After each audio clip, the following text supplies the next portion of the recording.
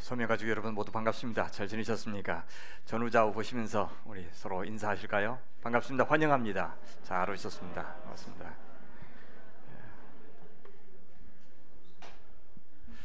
날이 많이 풀렸죠? 제가 산 밑에 살아서 눈이 많이 있었는데 요 며칠간 눈 많이 녹았습니다. 감사합니다.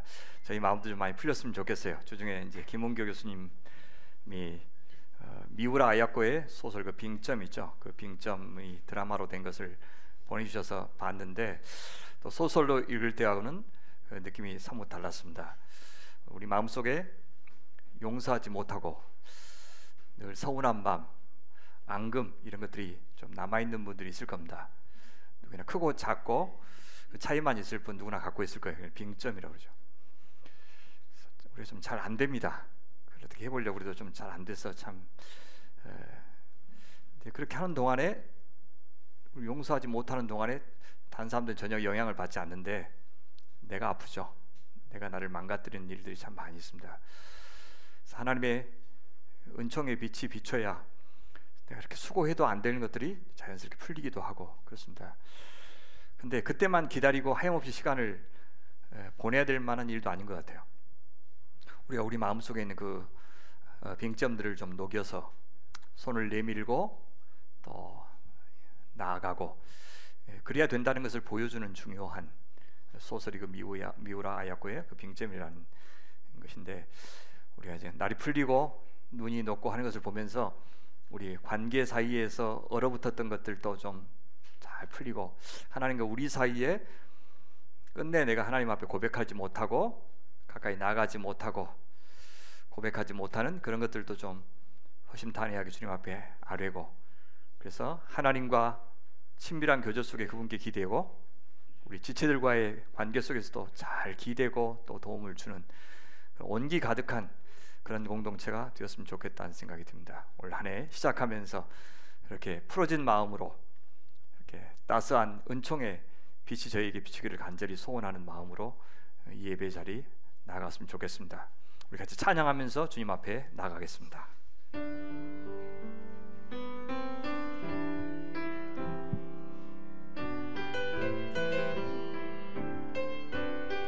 하나님은 우리의 피난처가 되시며 하나님은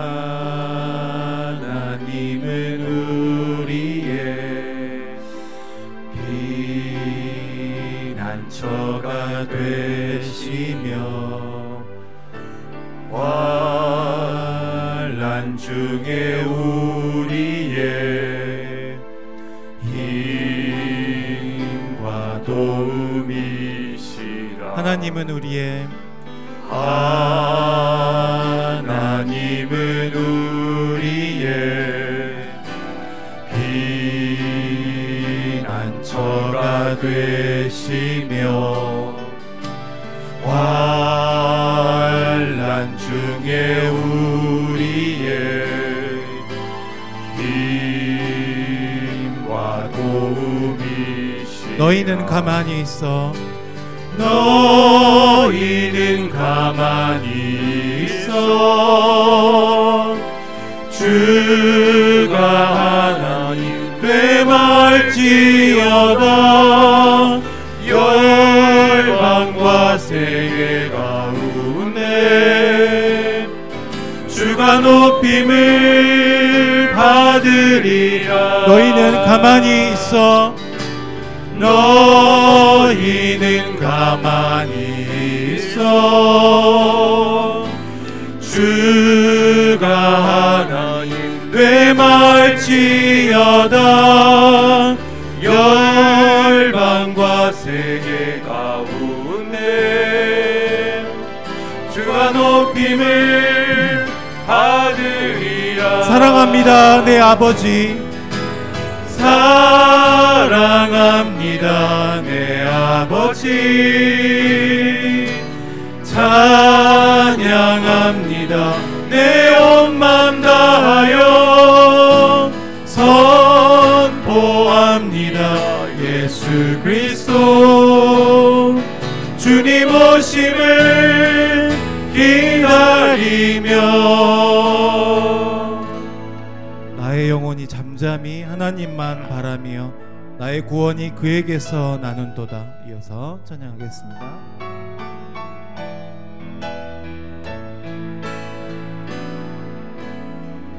나의 영혼이 잠잠히 하나님만 바라며 나의 구원이 그에게서 나는도다. 나의 영혼아 잠잠히 나의 영혼아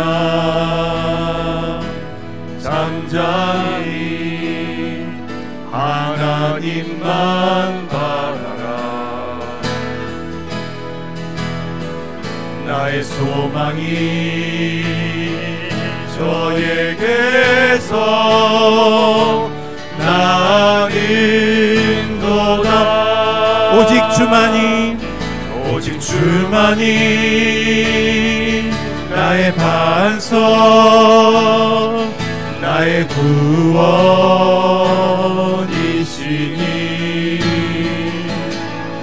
오직 주만이 나의 산성 내가 요동치 아니하리. 오직 주만이 나의 반석 오직 주만이 나의 반석 나의 구원이시니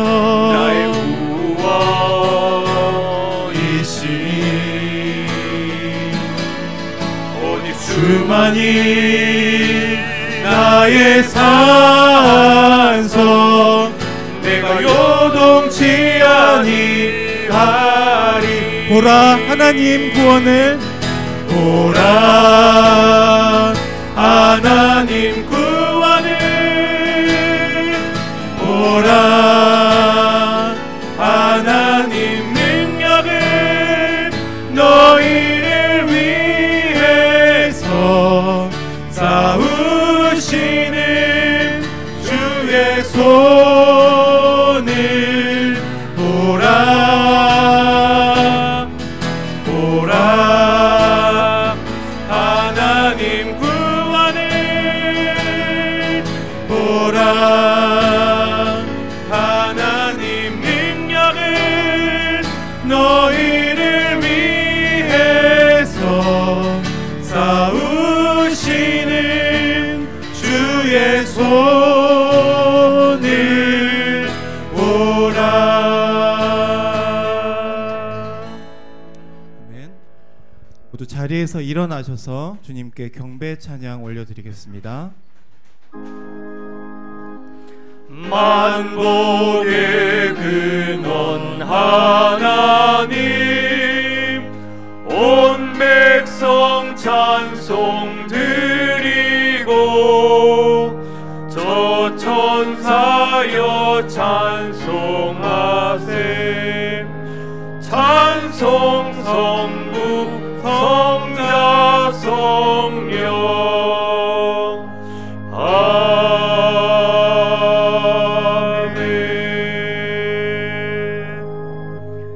살아계신 주 아버지 하나님, 새 두 번째 주일 예배를 삼위 하나님께 드리오니 받아 주시옵소서. 저희의 고백이 진실하게 하시고 저희의 찬양이 참되게 하여 주시옵소서. 주님이 행하신 일은 우리가 기억해야 마땅하고 주께서 베푸신 은총은 찬양하고 높여드려야 마땅한 줄 고백합니다. 주님의 이름은 찬송을 받아 마땅하고 주님의 사랑은 그 어떤 감사로도 다 갚을 수 없음을 고백합니다. 그리하오니 하나님 아버지, 시간 오직 저희는 겸비하고 가난하고 빈 마음으로 주 앞에 나아갈 뿐이오니 주님 받아 주시옵소서. 하나님 아버지, 이 시간 저희의 죄악이 다 생각나게 하시고 주님 아프게 하고 서운하게 하고 진노하게 할 만한 삶에 대해서 저희가 먼저 질색하게 하시고 감히 주님은 저희에게서 그런 대접을 받으셔야 할 분이 아닌 것을 아주 분명히 온몸으로 깨닫게 하여 주시옵소서. 하나님 아버지, 용서하기 싫은 마음, 회복되기 싫은 마음, 주님께 가까이 다가가기 싫은 마음, 남을 위해서 살기 싫은 마음, 상대방을 탓하고 싶은 마음, 갖은 이유를 대면서 우리의 연약함을 정당화하고 싶은 마음, 이제 그런 것들 그만하게 하시고, 그렇게 아름답지 못한 모습으로, 만족스럽지 못한 모습으로 우리 자신 방치하지 않게 하시고, 이제는 환하고 밝고 긍정적이고 도전적이며 아름다운 모습으로 일어나게 하시고 소송할 수 있도록 하나님 도와주시옵소서. 오늘 그렇게 우리를 잡아 이끄시는 주님의 자비로운 손길을 꽉 붙잡고 우리가 동행하자고 하는 이 귀한 지체들의 힘을 의지하고 기대어서서 다시 예배 자리로 나오니 받아주시옵소서. 창조하신 하나님의 깊으신 뜻을 이제는 이루어드리고 선물로 주신 교회와 가정과 일터와 무엇보다 이 생명을 참 좋으신 우리 주님과 더불어 잘 누리며 살 수 있도록 도와주시옵소서. 오늘도 자신들의 책임과 상관없이 고통을 겪고 있는 많은 억울한 사람들 편에 주님 서주시고, 반대로 악하고 오만하고 죄악에 무감각한 사람들의 악행을 낱낱이 기억하여 주셔서 하나님께서만 이루실 수 있는 평화의 나라, 정의의 나라 이 땅에 임하게 하시고, 또 공핍과 추위 속에서 속절없이 지는 그런 목숨들 없도록 하나님 도와주시옵소서. 채 피어보지도 못한 꽃들인 우리의 자녀들 세대가 벌써부터 절망하고 낙심해서 살 소망까지 잃어버리는 그런 나라 되지 않도록 하나님 지켜주시옵소서. 이제 주님, 저희가 해야 될 일이 무엇인지 보여주시고 도와야 될 사람들 있으면 알게 하셔서 주님께 기대듯 서로 기대는 아름다운 공동체 되게 하여 주시옵소서. 감사하며 우리 구주 예수님의 이름으로 기도하옵나이다. 아멘. 사도신경으로 우리의 신앙 같이 고백하겠습니다. 나는 전능하신 아버지 하나님 천지의 창조주를 믿습니다. 나는 그의 유일하신 아들 우리 주 예수 그리스도를 믿습니다. 그는 성령으로 잉태되어 동정녀 마리아에게서 나시고 본디오 빌라도에게 고난을 받아 십자가에 못 박혀 죽으시고 장사된 지 사흘 만에 죽은 자 가운데서 다시 살아나셨으며 하늘에 오르시어 전능하신 아버지 하나님 우편에 앉아 계시다가 거기로부터 살아있는 자와 죽은 자를 심판하러 오십니다. 나는 성령을 믿으며 거룩한 공교회와 성도의 교제와 죄를 용서받는 것과 몸의 부활과 영생을 믿습니다. 아멘. 서신 채로 찬송가 9장 찬양하겠습니다. 하늘에 가득한 영광의 하나님, 온 땅에 충만한 존귀하신 하나님, 생명과 빛으로 지혜와 권능으로 언제나 우리를 지키시는 하나님, 성부와 성자와 성령 삼위의 하나님, 우리 예배를 받아 주시옵소서. 같이 고백하겠습니다.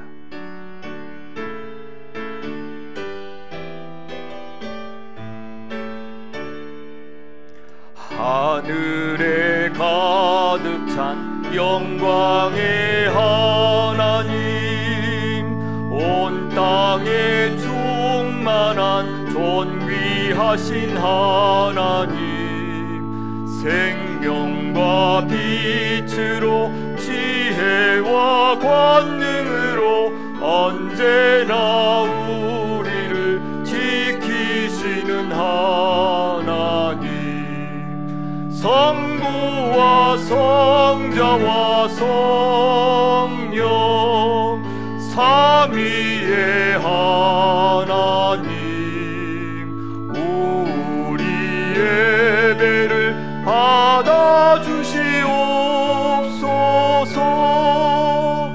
사랑이 넘치는 자비하신 하나님, 은혜가 풍성한 구원의 하나님, 참회의 심령에 평안을 주시옵고 죄악과 허물을 용서하여 주소서. 찬송과 영광과 생명 구원의 하나님, 우리 예배를 받아주시옵소서. 연약한 심령을 굳게 세워주시고 우둔한 마음을 지혜롭게 하시고 주의 뜻 받들어 참되게 말씀 따라서 용감하게 하소서. 권능과 지혜와 사랑 은혜의 하나님, 우리 예배를 받아주시옵소서. 주 앞에 나올 때 우리 마음 기쁘고 그 말씀 힘내어 새 희망이 솟는다. 고난도 슬픔도 이기게 하시옵고 영원에 잇대어 살아가게 하소서.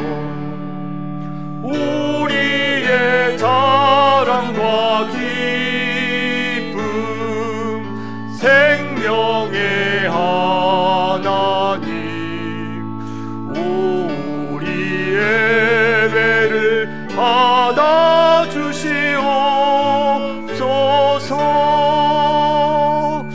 아멘.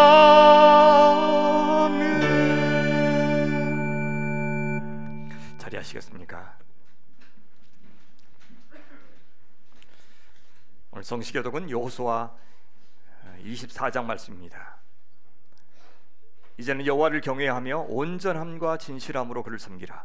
너희 조상들이 강 저쪽과 애굽에서 섬기던 신들을 치워버리고 여호와만 섬기라.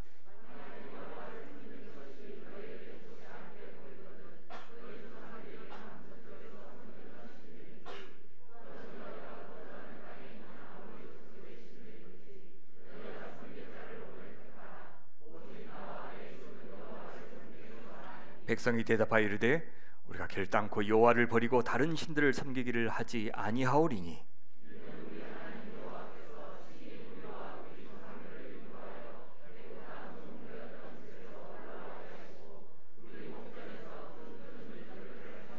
우리가 행한 모든 길과 우리가 지나온 모든 백성들 중에서 우리를 보호하셨음이며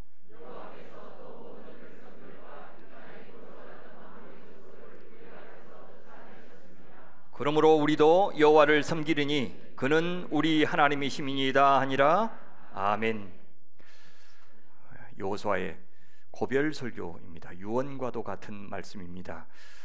가나안 정복을 다 마친 다음에 땅을 차지한 것으로 다 된 것이 아닙니다. 하나님 노릇을 하셔야, 하나님께서 임재하시고 동행하셔야 그 땅이 축복의 땅이 될 수가 있습니다. 그렇지 않고서는 사람이 살기에는 광야와 비교할 수 없을 정도로 가나안 땅이 참 풍성하고 살기 좋지만, 그러나 하나님을 섬기기에는 하나님을 잊어버리고 하나님을 대체할 만한 것들이 너무 많기 때문에 가나안 땅은 동시에 매우 위태로운 땅이었습니다.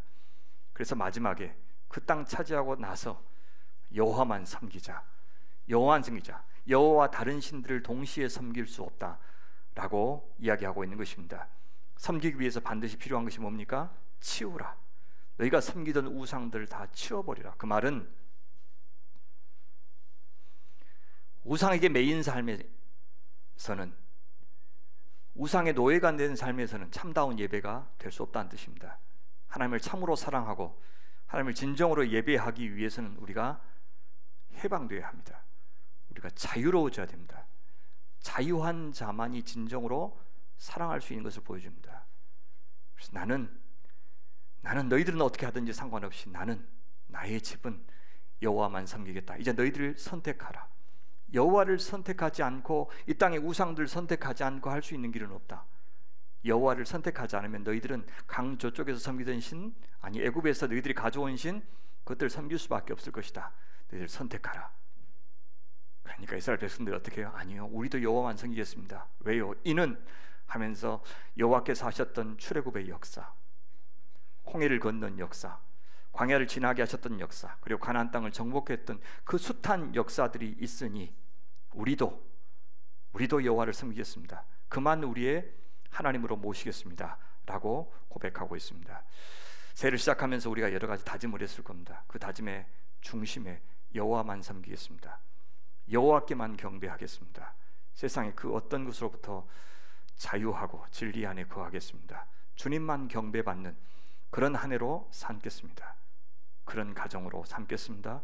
그런 교회 삼기를 원합니다.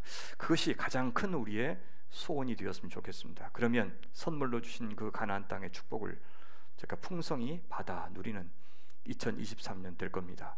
세상은 어려워질 것이라고 말하고 실제 그것이 예상되지만 하나님께서 자기 백성들을 지키고 보호하시고 건사하시는 그 은총만은 누구도 앗아갈 수 없습니다. 조건이 뭡니까?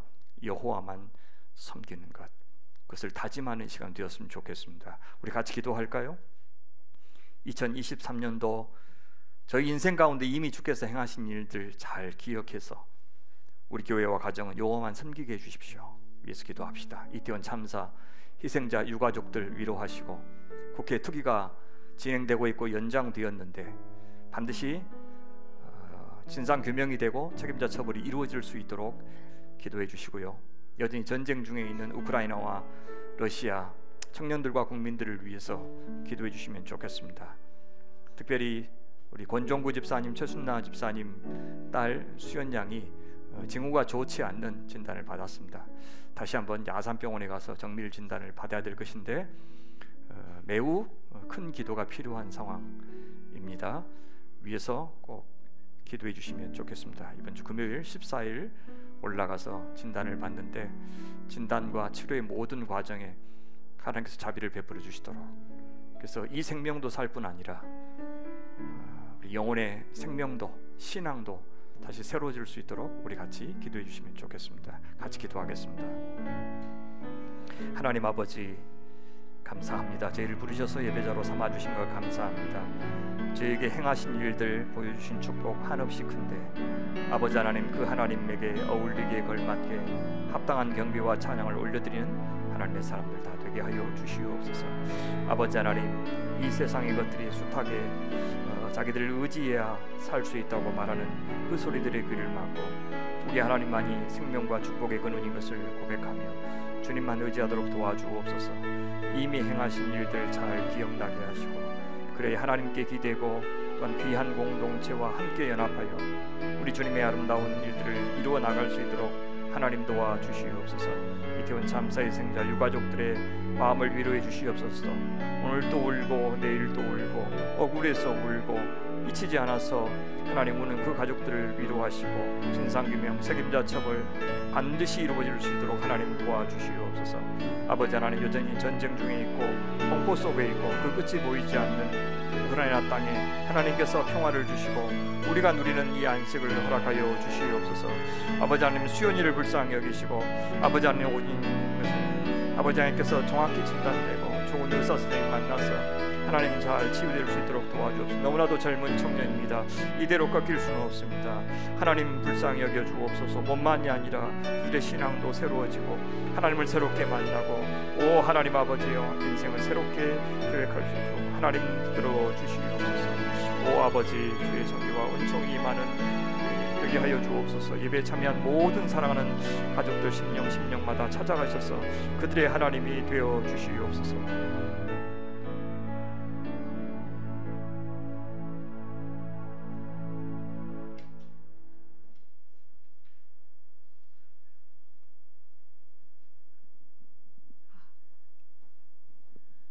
참 좋으신 아버지 하나님, 오늘 이 시간 하나님을 찬양하며 함께 예배할 수 있음에 감사드립니다. 인생의 여정을 걸어가는 모든 순간마다 견디기 힘들었던 삶의 고비마다 주님께서 함께 계셨음을 고백하며 감사와 찬양을 드립니다.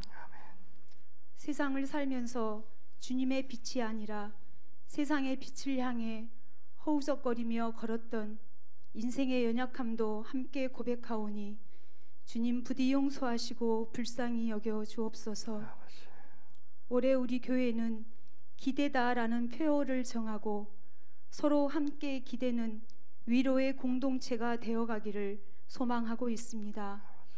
그 여정에 성령의 은혜로 함께하여 주세요. 하나님께 더욱 기대고 의지하며 하나님이 하나님 되심을 경험하는 믿음으로 자라나게 하옵소서. 아멘. 교회의 지체들이 서로가 서로에게 기댈 수 있는 언덕이 되고 누구든지에게 선선히 자신의 어깨를 내어줄 수 있는 위로자가 되게 하옵소서. 아멘. 교회 밖의 이웃들에게도 손 내밀 수 있는 따뜻한 연대의 공동체가 될 수 있도록 도와주옵소서. 아멘. 이태원 참사의 유가족들을 위로하여 주옵소서. 감당하기 힘든 깊은 슬픔과 비통함, 좌절과 분노를 그저 온 몸으로 견뎌야 하는 유가족들에게 우리의 기도가 닿을 수 있기를 원합니다. 아버지. 진상규명과 책임자 처벌이 이루어지게 하시고 다시는 이 땅 위에 이런 처참한 일이 발생하지 않도록 도와주옵소서. 아멘. 교회에서 진행되는 소그룹에 은혜를 부어주시니 감사합니다. 소그룹을 통하여 생명을 살리시고 그 생명이 교회 안에 선한 숨결과 역동으로 작용하는 것을 우리는 보고 있습니다.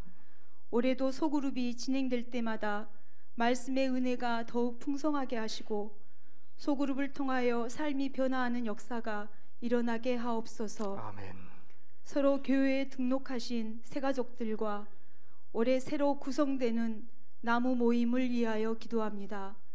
새가족들이 교회에 잘 적응하고 교회 공동체에 물들며 기댈 수 있도록 도와주옵소서. 아멘. 나무 모임은 새가족들이 교회에 정착할 수 있는 좋은 둥지가 되기를 원합니다. 아버지. 새로 구성된 나무 모임에서 우리가 함께 신앙생활하는 큰 기쁨이 있게 하옵소서. 아멘. 믿음의 현재 세대이며 다음 세대인 우리 교회의 영유아, 어린이, 청소년, 청년들이 하나님을 나의 하나님으로 만나는 은혜가 있기를 원합니다. 아멘. 하나님께 의지하며 하나님과 동행하는 인생이 되게 하옵소서. 아멘. 이를 위하여 부모 세대가 믿음의 본을 보이고 더욱 기도하고 돕는 일을 게을리하지 않도록 붙들어 주옵소서. 아멘. 교회를 섬기는 모든 손길 위에 축복하시고 선한 길로 인도하여 주옵소서. 아멘. 말씀을 전하실 박대영 목사님을 위하여 기도합니다. 말씀을 전하실 때에 성령의 은혜로 함께하여 주시고 사역의 모든 걸음마다 지치지 않도록 붙들어 주시고 강건케 하옵소서. 아멘. 이 모든 것 길이요 진리요 생명 되신 우리 주 예수 그리스도의 이름으로 기도드렸습니다. 아멘.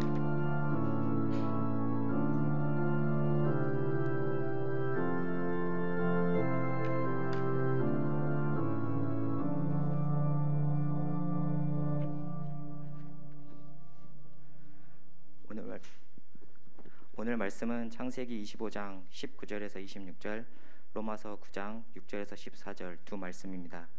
먼저 창세기 말씀입니다. 아브라함의 아들 이삭의 족보는 이러하니라.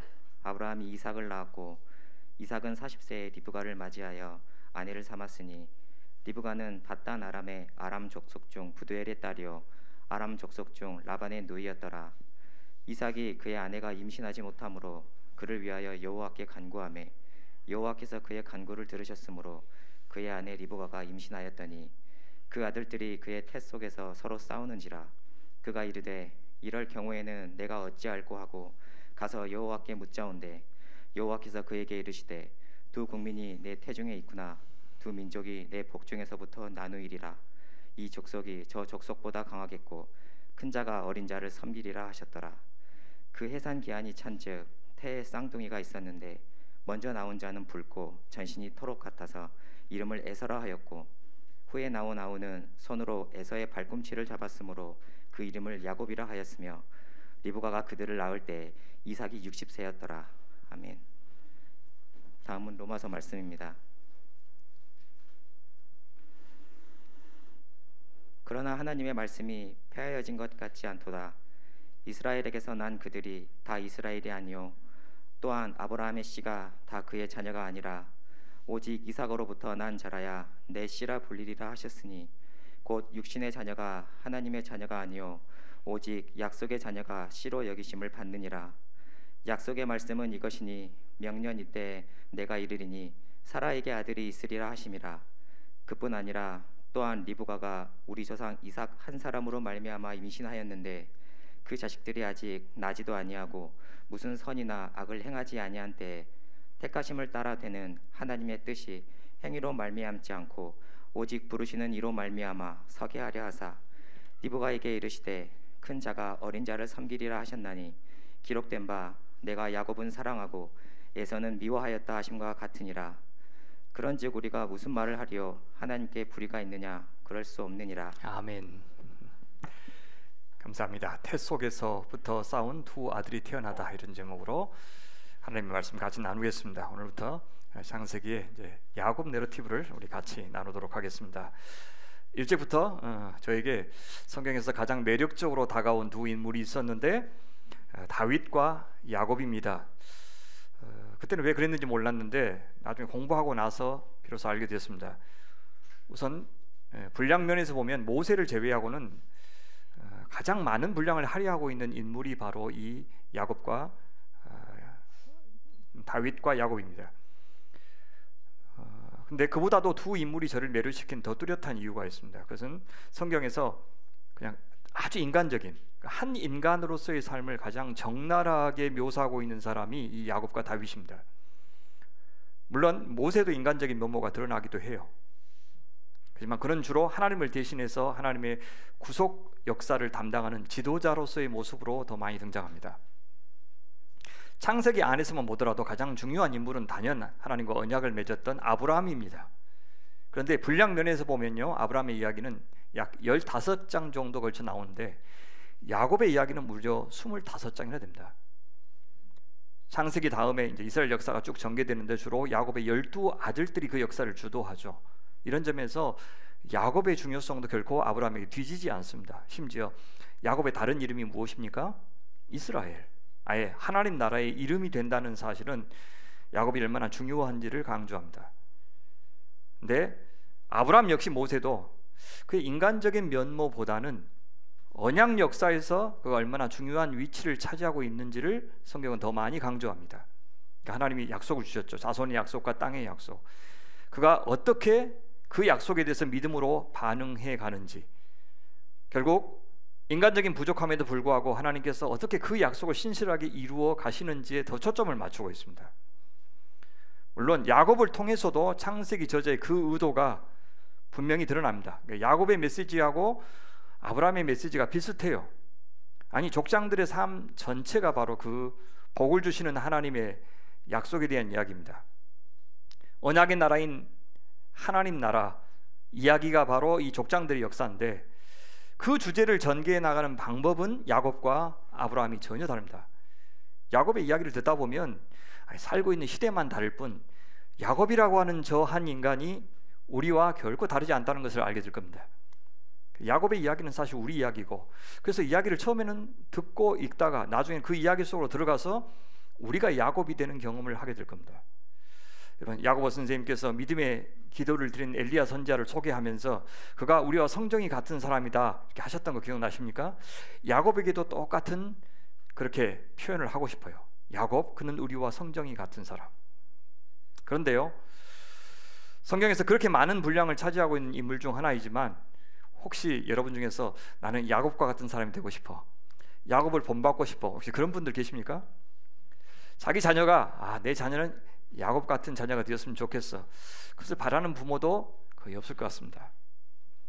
우리와 너무 닮은 구석이 많은 사람을 동경하기보다는 조금이라도 나보다 더 나은 사람을 우리는 동경하기 때문입니다.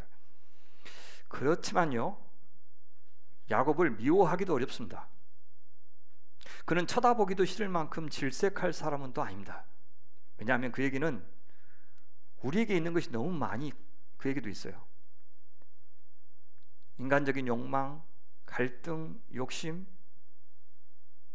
야곱은 그것을 차지하기 위해서요, 남들보다 훨씬 더 의지를 발휘하고 굉장히 집요했습니다.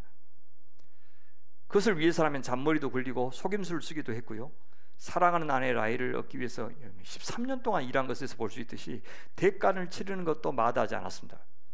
그러다가 속기도 하고 또 장인에게 속아서 처가에서 가진 고생을 했죠. 그렇게 해서 모은 그 재산을 또 형과 화해하기 위해서 다 갖다 바치기도 합니다.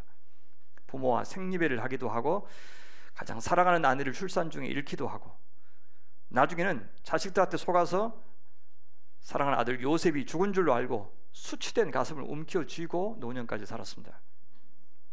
나이 들어서 고향을 떠나서 이주민으로 참 낯선 곳에서 살다가 임종을 맞기도 한 사람입니다. 나중에 애굽 왕 앞에 가서 자기 인생을 뭐라 그랬어요? 참 험악한 세월을 보냈다. 우리 조상 나그네 길의 연주에 미치지 못하지만 난 참 험악한 세월을 보냈다 했던 자기 고백이 너무나도 잘 어울립니다. 그러나 동시에 하나님의 축복을 그 어떤 사람보다 갈망했던 사람이고, 누구보다도 풍성하게 그것을 누리다가 삶을 마감한 사람이기도 했습니다. 그래서 우리는요, 그가 살았던 험악한 인생은 안 살고 싶지만 그가 그렇게 갈망했던 하나님의 축복, 그 갈망하는 마음은 또 본받고 싶고, 그러면서 그가 선택한 속임수, 잔꾀, 또 속임당했던 그 인생은 또 따라가고 싶지 않고, 그래도 또 하나님께서 주신 그 은총과 축복을 누렸던 그 말년의 삶은 우리도 좀 누리고 싶고, 이게 솔직한 심정이죠. 야곱, 그는 우리와 참 많이 닮았습니다. 야곱의 이야기는 우리 이야기고 우리 주변에서 만날 수 있는 그런 이야기입니다. 폴 스티븐스는 야곱은요, 성경에서 처음 나타나는 사랑했던 사람, 처음 나타나는 고된 일꾼이라고 소개합니다. 계산하지 않고 열정적으로 사랑했던 사람이고, 고된 분투와 놀라운 창의적으로 일터에서 자기 믿음을 발휘하고 무언가를 고안하고 실행에 옮겨서 성과를 거둔 첫 번째 사업가고, 동시에 처음으로 밤에 나타난 이상을 우리에게 보여준 꿈꾸는 자였고, 그가 태중에 있을 때부터 어떤 사람인지가 소개된 첫 번째 인물이고, 죽음의 순간에 유언을 남긴 성경의 첫 번째 인물입니다. 요람에서 무덤까지 한 일생이 고스란히 드러난 인물. 그런 점에서 그는 참으로 우리에게 낯익은 대단히 보편적인 인물입니다. 우리처럼 연약함과 갈망과 동경과 시기와 궁핍과 두려움과 절망과 분노와 초종 같은 것들이 있었던 사람. 그런데 하나님께서 그런 취약함을 가진 참으로 깨어지기 쉬운 한 인간을 통해서 그가 결코 상상할 수도 없었던 위대한 창조의 의도를 그 시대에 이루어가고 계셨습니다. 여러분, 야곱이 자랐던 그 가정 환경, 또 야곱이 맺었던 그 주변의 관계들을 한번 잘 생각해 보십시오. 무슨 이유인지 모르겠지만 아버지 이삭과는 관계가 소원했어요. 대신에 어머니 리브가와는 대단한 애착 관계를 맺고 있었습니다. 아버지 이삭은 장남 에서를 편애했습니다. 아버지와 어머니도요, 서로 속이면서까지 자기가 좋아하는 자식을 챙긴 것을 볼 수가 있죠. 둘 사이 관계가 그렇게 안 좋았던 것처럼 보입니다. 사정이 이런데 형제들 사이의 관계는 원만했을까요? 장자권을 소홀히 여길 때는 언제고, 자기 축복을 동생이 가로챘다고 형 에서는 야곱을 죽이려고까지 했습니다. 리브가는 그것을 알고 또 그럴듯한 핑계를 만들어서 가장 사랑했던 아들을 친정 하란으로 피신시킵니다. 그리고 그 길로 죽을 때까지 그토록 애정했던 아들 야곱을 리브가는 다시 만나지 못하고 죽습니다. 야곱의 두 아내들 사이의 갈등을 알고 있죠. 장인 라반의 속임수와 사기, 제멋대로 구는 아들들, 누이를 범한 아들도 있었고 아버지의 첩을 범한 아들도 있었고, 동생을 팔아넘기고는 그 들짐승에게 죽었다고 속인 아들들도 있었고, 이것이 야곱을 둘러싼 관계들이었습니다. 그 자신의 연약함도 있지만 주변에 문제가 많은 사람들도 있었기 때문에 그 영향을 또 고스란히 받았어요. 근데 정말 놀라운 것은 이런 엉망진창인 엮이는 가정을 통해서도 하나님께서는 자신의 위대한 구원 역사를 묵묵히 이루어 가셨다는 사실입니다. 물론 경건으로 무장한 믿음의 가정도 하나님이 귀하게 쓰시지만 허물과 사연투성이의 이 부족한 부모와 이 부족한 자녀들을 통해서도, 이 콩가루 집안을 통해서도 주님의 선한 역사가 이루어진다는 것이 얼마나 우리를 안심시키는지 모릅니다. 부모들은 말썽 많은 자녀들을 걱정하는데 그런 가정을 보면 그런 자식들을 만든 부모들이 저는 더 걱정스러울 때가 있습니다. 그런 가정을 통해서도 근데 주님은 묵묵히 당신의 역사를 이루어 가시는 것도 보았습니다. 우리는 이 야곱 이야기에서 야곱의 신혼 침실에도 들어가 보고요, 형을 만나기 전에 혼자 두려움에 떨면서 기도하던 그런 장면도 보게 되고, 자식들에게 유언하고 임종하고 또 장례를 치르는 현장에도 가보도록 허락되고 있습니다. 저자는 거리낌 없는 솔직함과 빼어난 예술성으로 이야기를 전달하고 있습니다. 야곱이 가는 장소에 우리도 가고 야곱이 만나는 사람, 심지어 천사들까지 우리가 만납니다. 그래서 야곱의 이야기는 종교적인 것들, 제사하고 하나님께 찬양하고 예배드리고 하는 그런 것보다도 세속적인 것이 압도적으로 많습니다. 먹고 자고 이동하고 반려자 만나고 자녀 양육하고 노동하고 집을 떠나고 다시 고향으로 돌아오고 어려운 문제 만나서 괴로워하다가 그것이 해결해지는 그런 일상을 고스란히 있는 그대로 그리고 있습니다. 마치 복음서에서 예수님이 늘 회당이나 성전에서 말씀 전하고 기도하고 전도만 하신 것이 아니라 먹고 마시고 여행하고 어울리고 낚시하고 심지어 세리와 창기와 어울리시는 한 인간으로서의 모습도 고스란히 묘사하고 있는 것과 비슷합니다. 당연히 야곱도 우리가 하는 신앙생활을 했고 또 우리가 맞닥뜨렸던 영적인 시험도 있었고 싸움도 있었습니다. 그런데 그 역시 우리처럼 우리가 살아가는 그 일상 속에서 하나님을 알지 못하는 사람들과의 관계 속에서, 아니 하나님을 알고 또 사랑한다고 하지만 동시에 가장 미워하기도 하고 가장 서운하기도 하고 경쟁심을 느끼기도 하는, 그래서 갈망이 이루어지지 않아서 심지어 밉기까지 한 어떤 대상과의 관계 속에서 신앙생활을 하고 있었고, 그러면서도 하나님의 언약을 이루고 있었고 하나님의 축복을 받아 누리고 있었습니다. 그런 점에서 야곱 이야기는 하나님과 올바른 관계를 어떻게 하면 유지할 수 있냐, 그런 영성 원리를 잘 소개하는 안내서가 아닙니다. 지극히 인간적인 인간을 상대해 주시는 하나님의 이야기, 그 인간들이 날마다 만드는 크고 작은 사건들을 통해서, 의미 없어 보이는 그 사건들을 통해서 하나님 나라의 큰 사건, 의미 있는 사건, 큰 역사를 만들어 가시는 이야기, 그런 지극히 사소한 것들을 모으고 이어서 의미 있는 이야기로 창조해 가시는 하나님의 솜씨를 말하는 이야기, 그것이 야곱의 이야기가 아닌가 생각합니다. 교회 중심의 신앙생활이라고 하는 말이 얼마나 중요하고 또 속 깊은 뜻을 담고 있는지 우리는 잘 알고 있습니다. 그때 이 교회라고 하는 것이 어찌 공간으로서의 교회만 의미하겠습니까? 이 말은 말씀 중심의 삶, 왕이 된 주 예수 그리스도의 통치를 받는 삶, 하나님 나라의 사명을 이루는 삶을 살자라고 하는 뜻, 그것이 바로 교회 중심의 신앙생활입니다. 그런데 이 말이 동시에 얼마든지 오해를 불러일으킬 수 있는 말인 것도 사실입니다. 영육 이혼론이나 성속 이혼론에 젖어 있는 사람들이라면 이 말을 어떻게 이해할까요? 공간으로서의 교회나 시간으로서의 주일만을 지나치게 소중하게 여기라는 말로 듣기 쉬울 겁니다. 영적인 일 따로 있고 육적인 일 따로 있다. 처음부터 성스러운 일이나 영역 따로 있고 처음부터 속된 일이나 영역, 심지어 사람이나 직분이 따로 있는 것처럼 오해하게 만드는 말입니다. 그래서 우리가 조심해야 되죠. 야곱의 인생을 통해서 아브라함에게 주신 언약을 이루어 가시는 우리 하나님의 방식은 그런 우리의 오해나 실수가 가벼운 문제가 아니라 심지어 구원 여부에 영향을 주는 결정적인 오해요 무지가 될 수 있다는 것을 보여줍니다. 무슨 말입니까? 우리가 신앙생활 잘하고 있다고 생각하지만 실제로는 아닌 것을 보여줄 수 있다는 겁니다. 일상을 잘 살지 않으면, 일상에서 소소한 것들의 의미를 부여하고 그 속에서 하나님과 만나는 법을 잘 모르면 끝내 우리는 우리 자신을 속이는 사람이 될 수 있습니다. 그것이 예수께서 그토록 호되게 경고하셨고 심지어 저주를 선포하셨던 사람들, 그리고 끝내 돌이키지 않아서 하나님의 아들 메시아 예수님을 십자가에 매달아 죽였던 종교 권력자들의 문제였습니다. 그들의 눈으로만 보면 야곱은 천하의 세속적인 사람입니다. 하나님의 아들 메시아 예수께 지어진 별명이 무엇입니까?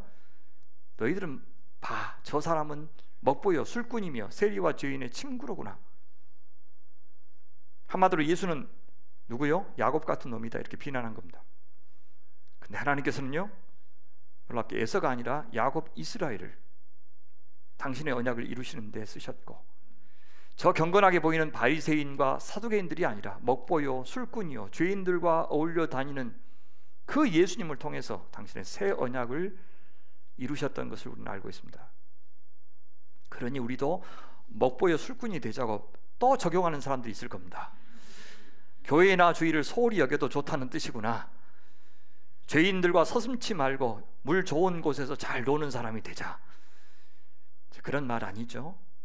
그 천하고 속되고 하찮게 보이는 일상 속에서 하나님은 당신의 사람들을 부르시고 만드시고 순종을 요구하시고 그들에게 하나님의 형상으로서의 신앙 인격을 당부하시고 그를 통해서 당신의 뜻을 이루어 가신다는 사실을 기억하자는 뜻입니다.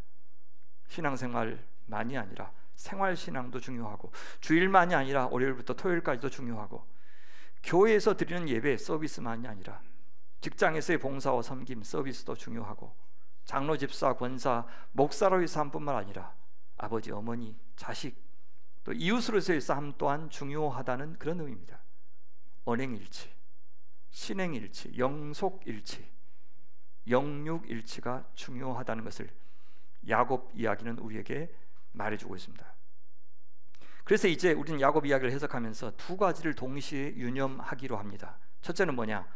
창세기에서부터 시작한 하나님 나라의 큰 이야기, 큰 서사 안에서 야곱 이야기의 역할을 살피면서 해석할 것입니다. 이 큰 서사, 큰 이야기를 우리의 몸과 우리의 마음 속에 깊이 새기는 것이 너무나도 중요하기 때문입니다. 이것이 우리 신앙의 뿌리요 토대가 됩니다. 괴테가 그런 말을 했다죠. 부모가 자녀에게 주어야 할 가장 중요한 두 가지 선물이 있는데 그것은 날개와 뿌리라고 합니다. 아이들이 마음 놓고 창의적으로 상상의 나래를 펴고 세상을 살아갈 수 있도록 자유를 주라는 뜻이죠. 그래서 우리 자녀들에게, 두 아들들에게 전 그렇게 얘기합니다. 너희들이 사는 시대를 나는 이야기해 줄 수 있지만 너희들이 더 잘 알고 있을 것이다. 그렇게 하면서 자유롭게 선택하도록 요구합니다. 그러나 뭐든지 하고 싶은 대로 다 하라고 하는 것이 아니라 뿌리를 주는 것은 해야 됩니다. 그것이 뭡니까? 땅속에 깊이 뿌리를 내리는 사상과 가치관과 습관을 길러주는 일, 그것은 부모의 역할입니다. 부모의 사랑과 지지, 안전감, 그것이 뿌리입니다. 우리가 진정한 자유로움을 누리려면 우리는 하나님 나라의 이야기에 깊이 뿌리를 내리는 그런 성도가 되어야 합니다. 모든 전쟁은, 영적 전쟁은 다 세계관 전쟁입니다. 우리가 정치 이야기도 하고요, 외교 이야기, 전쟁과 난민과 언론과 환경 이야기를 하는 것은 단지 현상만의 문제를 다루는 것이 아니라 그 배후에 있는 세계관, 거대한 이야기의 문제를 다루고 있는 것입니다. 그래서 신앙 따로, 정치, 경제, 외교 따로가 아닙니다. 물론 어떤 하나의 정치, 경제적 선택이 절대적인 신앙의 표현일 수는 없겠지만, 그래서 어떤 결정이, 어떤 삶의 방식이 더 하나님 나라와 그 일을 이루는 그런 일상의 결정인지를 우리는 늘 염두에 두어야 합니다. 늘 성찰해야 합니다. 어떤 분이 그런 말을 해요. 공허함을 달래기 위한 소비를 하는 한 우리는 결코 돈 부족에서 벗어날 수 없다. 우리의 소비 행태가 얼마나 신앙적인 문제가 될 수 있는지를 암시하는 말이기도 합니다. 아니, 돈 있고 시간이 있는데 원하는 거 사고 가고 싶은 데 가고 먹고 싶으면 먹는 게 뭐가 문제냐? 이렇게 반문하는 사람이 있다면 그분은 자신의 의식과 무의식, 그리고 대부분의 시간을 보내고 있는 공간과 일상이 도대체 어떤 이야기, 어떤 세계관에 의해서 통제되고 있는지를 전혀 의식하지 않은 채 그냥 사는 사람인 것을 자기가 스스로 자인하는 것입니다. 그게 아니죠. 우리는 누구든 어떤 이야기의 지배를 받고 있는 중입니다. 중요한 결정의 배경들마다 더 중요한 전제들이 숨어 있다는 사실을 우리는 알아야 됩니다. 영향을 받고 있는 거죠. 여러분, 신천지가 저렇게 강력한 것은 자기들이 옳다고 믿고 있는 강력한 이야기가 있기 때문이에요. 호남과 영남이 갖고 있는 역사적 경험이 다르고, 그 경험들이 만들어내는 이야기가 다르고, 그 이야기가 누적되어서 어느새 신념과 가치가 된 이데올로기가 두 지역 사이에는 다릅니다. 뭐가 문제입니까? 그것이 때로 신앙의 이야기, 성경의 이야기, 하나님 나라의 이야기를 압도하는 사실이 안타까운 것이죠. 나라는 망해도 시장은 영원하다 이렇게 말하는 대통령의 말이나, 나라가 망해도 무조건 국민의 힘이다 이렇게 말하는 어느 유권자의 말은 경제와 정치가 신앙의 영역, 거대한 이야기의 영역이라는 것을 잘 보여주고 있지 않습니까? 하나님 나라의 이야기, 하나님의 창조의 이야기, 그 창조의 목적을 이루는 구원의 이야기가 우리가 어떤 사람을 묵상할 때든지 늘 염두에 두어야 하는 이야기입니다.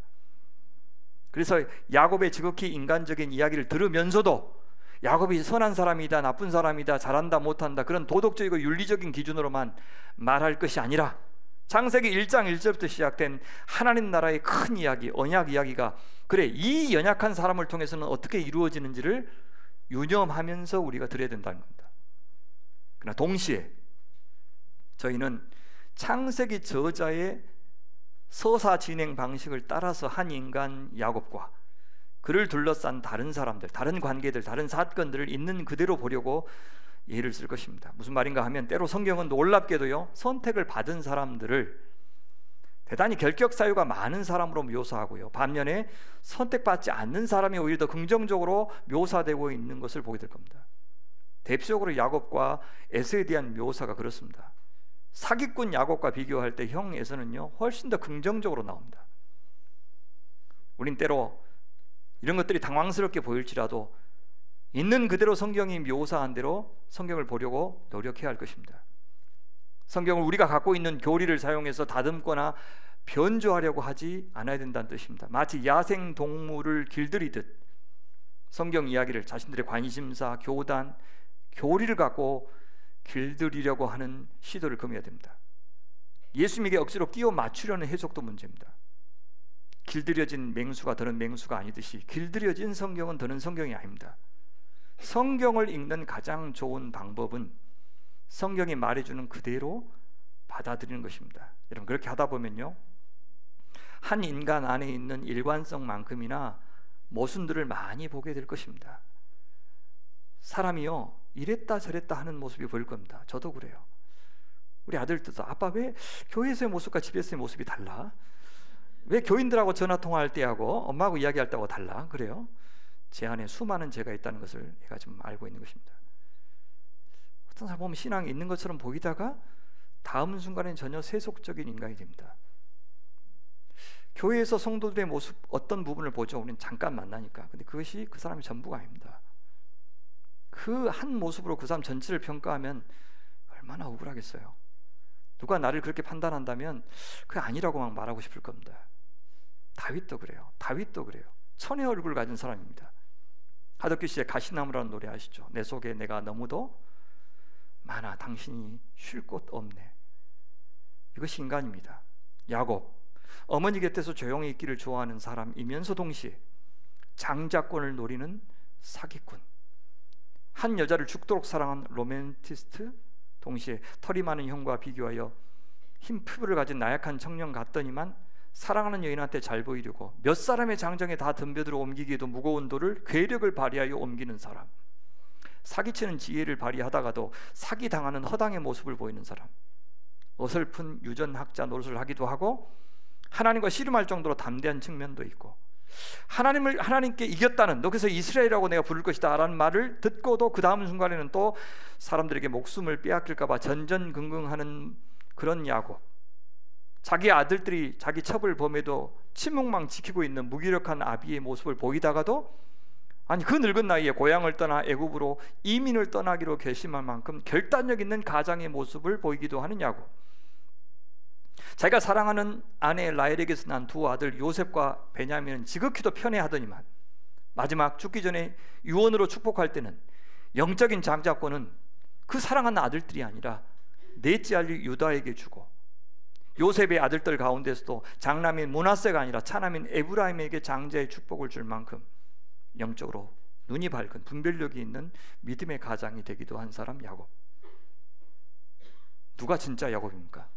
어떤 야곱이 진짜 야곱입니까?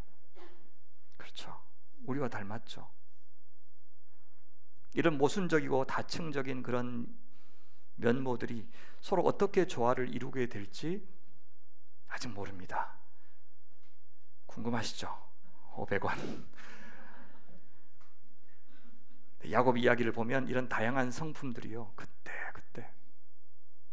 하나님께 쓰임받는 모습을 보시게 될 거예요. 우리가 포기하고 싶은 그 모습, 우리가 의절하고 싶은 그 모습, 우리가 질색하는 그 모습까지도 하나님께서 그 순간에 사용하시더라고요. 잘한 것은 잘한 대로, 부족한 것은 부족한 대로 들어쓰십니다. 그러니 다행이지 않아요? 우리 인간한테 하나님 참 많은 것을 맡기시지만 우리 인간한테만 맡기시지도 않습니다. 하나님이 함께 하십니다. 하나님이 예정도 하시고 축복도 하셔요. 근데 인간이 그것을 언제든지 걷어찰 수 있는 것도 보여주십니다. 그러니까 인간이 아무리 축복을 해도 그 축복이 축복 안 될 수도 있고요, 인간이 저주를 해도 그 저주가 안 통할 수도 있다는 것입니다. 기계적으로 이루어지지 않아요. 하나님의 주권과 인간의 자유의지가 아름답게 조화를 이루고 있는 이야기가 바로 야곱의 이야기입니다. 늘 속이면 자기가 대신 속기도 하는, 되치기를 당하는 인과응보의 원리가 아주 잘 반영되는 것, 그것이 바로 야곱의 이야기입니다. 창세기는 복을 주시는 이야기라고 했습니다. 아니, 창세기만이 아니라 성경 전체가 언약의 이야기니까 언약의 이야기는 복의 이야기입니다. 그것을 아브라함을 통해서 이제 구체적으로 약속하기 시작하셨는데 그 내용이 뭡니까? 아브라함, 너를 통해서, 너희 후손을 통해서 천하 만민이 모든 족속이 복을 받을 것이다. 그러니까 너만 복을 받는 것이 아니라 너를 복의 매개자로 삼겠다. 그 일에 아브라함, 이삭, 야곱을 부르셨고 야곱의 12 아들을 부르셨고 그 후손으로 형성된 이스라엘을 부르셨습니다. 다른 아들들, 다른 딸들도 있었지만 하나님은 이들을 선택하셨어요. 이들한테만 복 주려고 선택하는 것 아니라 그랬어요. 이들을 통해서 모든 사람에게 복을 주시려고 부른 겁니다. 그러니까 선민들이 그 역할을 잘 할 수도 있고 하지 못할 수도 있어요. 선민이면 다 복을 받는 게 아니라 그 역할을 못하면 복을 못 받는 겁니다. 선민들의 복음을 듣고 하나님을 소개받고 믿을 수도 있고 거절할 수도 있어요.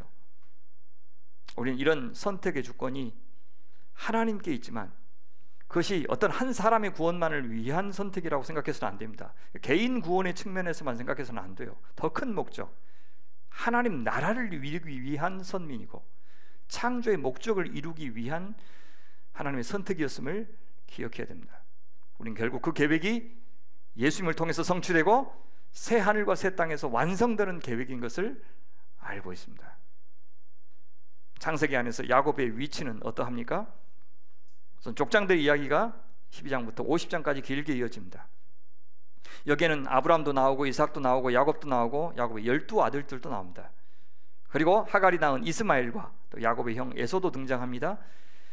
겉으로 보면 아브라함과 이삭과 야곱과 요셉 중심으로 이 네 사람 중심으로 크게 진행되는데 실제로는요, 두 주인공은 아브라함과 야곱이에요. 아브라함 이야기 끝에 이삭이 태어나고 그 이삭은 야곱의 이야기 초반에 나오다가 사라집니다. 요셉은요, 야곱의 이야기 안에 요셉이 나와요. 대표적으로 보면 요셉의 이야기를 하다가 갑자기 38장에 유다 이야기가 나오죠. 유다와 다말 이야기, 사실은 야곱의 이야기입니다. 또. 그리고 이삭이 단독으로 나오는 장은 창세기 26장에 불과해요. 요셉이 단독으로 나오는 장은 50장에 불과해요. 그러니까 이삭은 아브라함과 야곱을 연결하는 역할을 하고요, 요셉은 야곱과 그 아들들의 역사를 연결하는 그 역할을 맡고 있습니다. 그래서 이 야곱이 중요한 겁니다. 오늘은 간략하게 이삭의 두 아들 에서와 야곱이 태어나는 그 장면만 살피고 하겠습니다. 본문이 이렇게 시작하죠. 19절 보시면 아브라함의 아들 이삭의 족보는 이러하니라. 이것은 전형적으로 창세기가 진술하고 있는 방식입니다. 그러니까 앞으로 야곱의 이야기를 하고 싶은데 그때마다 아버지 이름을 거론하면서 바로 그 사람의 족보다 이런 식으로 소개합니다. 그러니까 아브라함 이야기를 하고 싶은데 데라의 족보다 그렇게 말하죠. 이스마엘 후손들의 이야기를 하고 싶은데 이스마엘의 족보다 이렇게 말해요. 근데 이상한 것이 하나 있습니다. 자, 분명히 이제 야곱의 이야기를 하니까 이삭의 족보다 그렇게 부르면 되는데 여기서만은 뭐라고 이야기합니까? 아브라함의 아들 이삭의 족보다 그렇게 말하고 있어요. 안 이상해요? 이상하셔야 되는데. 왜냐하면 이삭이 야곱을 낳았다라고 이렇게 시작해야 되죠. 근데 그렇게 하지 않고 필요하게 보이는데 아브라함이 이삭을 낳았다 그렇게 말하고 있어요. 그 말을 굳이 포함시키고 있죠. 일부 예배 때는 분명히 이상하다고 했는데 여러분들 왜 그러세요? 앞에 25장 12절 보세요. 이스마엘을 소개할 때하고 뚜렷하게 달라요. 사라의 여종 애굽인 하갈이 아브라함에게 낳은 아들 이스마엘의 족보는 이러하니라. 자, 이스마엘은 아브라함이 낳았다고 말하지 않고 누가요? 하갈이 낳아서 아브라함에게 주었다 그렇게 말하죠. 이삭은 사라가 아니라 아브라함이 낳았다고 말하고 이스마엘은 하갈이 낳았다고 말하고. 왜요? 이스마엘은 하나님이 언약하여 선택하신 백성이 아니고 마치 생물학적인 생식 능력으로 낳은 아들인 것처럼 이렇게 묘사하는 거죠. 반면에 이삭이 태어난 것은 아브라함의 생식 능력이나 사라의 생식 능력이 끝났을 때 하나님의 약속을 따라서만, 그리고 아브라함의 믿음을 따라서만 언약을 이루기 위해서 태어난 자녀인 것을 강조하기 위해서 굳이 아브라함을 집어넣은 거예요. 거기다가. 그러면 이스마엘은 축복의 자녀가 아닙니까? 아닙니다. 당연히 하나님의 축복으로 태어난 생명입니다. 그에게 하나님께서 얼마나요 생전에 많은 축복을 약속하셨는지 우리는 알고 있어요. 실제 야곱 이야기 바로 직전에 이스마엘 족보가 나오는데 바로 그 하나님의 약속이 이루어졌다라는 것을 보여주는 기록입니다. 나중에 에서도 마찬가지예요. 야곱을 선택하셨다고 해서 에서를 버렸다는 뜻은 아닌 겁니다. 그러나 이제 온 세상을 복되게 하실 하나님 나라의 언약은 바로 그가 아니라 이삭을 통해서 이루어질 것입니다. 그가 약속의 자녀고 믿음으로 태어난 자녀이기 때문입니다. 그래서 이제 창세기 저자는 이삭 다음에 하나님께서 택하신 자녀가 누구인지를 소개하고 싶은 거죠. 그래서 아브라함이라는 이름을 거론한 겁니다. 그리고 그 다음 절 20절에 보시면 앞에 24장에서 길게 나왔던 이삭과 리브가의 결혼 이야기를 짧게 소개하고 있어요. 이삭은 40세의 리브가를 맞이하여 아내를 삼았으니 리브가는 밧단 아람의 아람 족속 중 부두엘의 딸이요 아람 족속 중 라반의 누이였더라. 여기서는요 앞으로 야곱 이야기에서 굉장히 중요하게 등장할 인물들과 장소를 소개하고 있어요. 리브가, 부두엘, 라반. 장소는 밧단 아람이죠. 이건 밧단 아람은 창세기 12장에 나왔던 하란을 이야기합니다. 그러니까 리브가와 야곱은 먼 친척 관계죠. 아브라함이 이삭의 짝을 고를 때 가나안 사람들 사이에서 고르고 싶지 않아서 자기 친족 가운데 고르려고 종을 하란으로 보냈죠. 나중에 리브가도요 에서를 피해서 야곱을 자기 친정으로 보내요. 오라비 라반한테 보내죠. 거기서 야곱이 짝을 만나죠. 레아와 라헬. 앞으로 그 이야기가 전개될 것을 미리 보여주는 이 배경 역할을 하는 것이 20절입니다. 그런데 아브라함의 아내 사라처럼 이삭의 아내 리브가도 오랫동안 임신하지 못했어요. 그러니까 선민으로 부름받은 아브라함과 이삭과 야곱의 아내들 사이에는 공통점이 있었습니다. 첫 번째 공통점이 뭐냐면 셋 다 이뻐. 그때나 지금이나 남자들의 선택 기준은 외모야. 외모. 근데 미인은 항상 방명. 맞죠? 미인은 항상 일찍 뒤져. 맞죠? 지금 좋아하는 사람들은 미인이 아닌 것이죠. 그러니까 근데 성경은 미인 방명이 아니라 미인 불임이에요.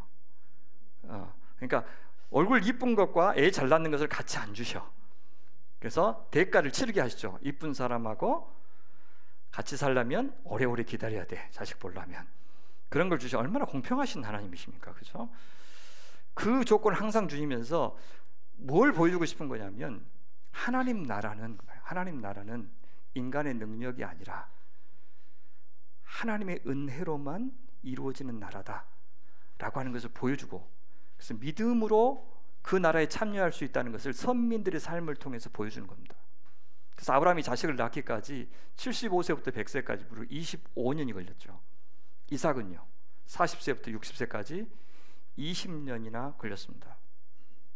이삭이 누굽니까? 그는 누구보다도 기적적으로 탄생한 사람이죠. 하나님의 창조의 능력을 누구보다도 잘 알고 있었어요. 나중에 자기가 희생 제물이 될 뻔했죠. 충격적인 경험 아닙니까? 그런데 그 가운데서도 하나님께서 살려주셨어요. 그렇게까지 살려주셨다는 것은 반드시 이삭 자신의 후손을 통해서 자손에 대한 이 언약의 약속을 이루어 줄 것이라고 하는 것을 분명히 믿을 수가 있었어요. 그래서 자식이 없었지만 아브라함이 기대했던 그런 기다림의 순간과 이삭이 기다렸던 순간은 분명히 달랐을 겁니다. 그래서요 아브라함 이야기를 보면 12장부터 시작해서 25장 이제 전반부까지 끝나는데 무려 12장부터 20장까지가 무슨 이야기냐면 대부분 브리메테에서 아들 이삭이 태어나는 이야기예요. 아브라함이 믿음으로 의롭다함을 받았다고 사도 바울이 말하죠. 근데 그 믿음은 어떤 믿음이냐? 브리메테에서 자식을 낳게 하실 수 있는 하나님의 능력에 대한 믿음이었어요. 창조의 능력. 근데 이삭도 똑같이 불임을 겪었는데 그 문제 때문에 씨름했다는 이야기가 전혀 안 나옵니다. 다만 그 문제를 놓고 기도했는데 하나님께서 응답하여 임신하게 하셨다. 한 절에 모든 문제가 다 해결되고 있어요. 그래서 21절입니다. 이삭이 그의 아내가 임신하지 못함으로 그를 위하여 여호와께 간구하매 여호와께서 그의 간구를 들으셨으므로 그의 아내 리브가가 임신하였더니. 간구하다라는 말이 한 절에 2번이나 나오죠. 그것도 강조고요. 간구하다라는 이 단어 자체가 아주 강력하고 간절한 기도를 의미하는 단어예요. 20년 동안이나 기도했어요. 이렇게 오래 걸릴 줄 몰랐고 왜 이렇게 오래 걸리는 줄도 몰랐어요. 그러나 반드시 주실 줄 믿고 기도했습니다. 반드시 주실 줄 믿으면 기도할 필요가 없는 것이 아닙니다. 언젠가는 주시겠지. 그게 아니고 확실하게 믿어야만 기도할 수 있는 겁니다. 믿음이 없으면 기도가 불가능해요. 기도는 우리가 원하는 것을 얻어내는 도구가 아니에요. 하나님과의 교제입니다. 그래서 기도하는 것 자체는 믿음이 없으면 전혀 할 수가 없는 겁니다. 더 확실히 믿음이 믿을수록 더 간절히 우리는 기도할 수 있는 겁니다. 여러분, 이게 매우 중요해요. 이삭이 기도하고 하나님이 듣고 응답해 주셨다? 너무 간단한 질서인데 이 질서가 언약의 질서고요, 복을 받는 질서고 생명의 질서예요. 이 단순한 질서가 야곱의 이야기에 가면 깨져요. 그 질서가 회복되는 과정이 야곱 이야기의 전체 이야기입니다. 축복의 질서가 회복되는 이야기. 축복이라고 하는 것은 우리의 영역이 아니라 하나님의 영역이다 라고 하는 것이 바로 하나님 나라의 질서예요. 생명은 생명 주신 하나님께 달려있다는 상식이 통하는 것이 하나님 나라입니다. 어떤 인간적인 조건, 능력, 재물 이런 것들이 우리의 축복을 결정하는 것이 아니라 생명의 근원 되신 하나님만 축복을 결정할 수 있다.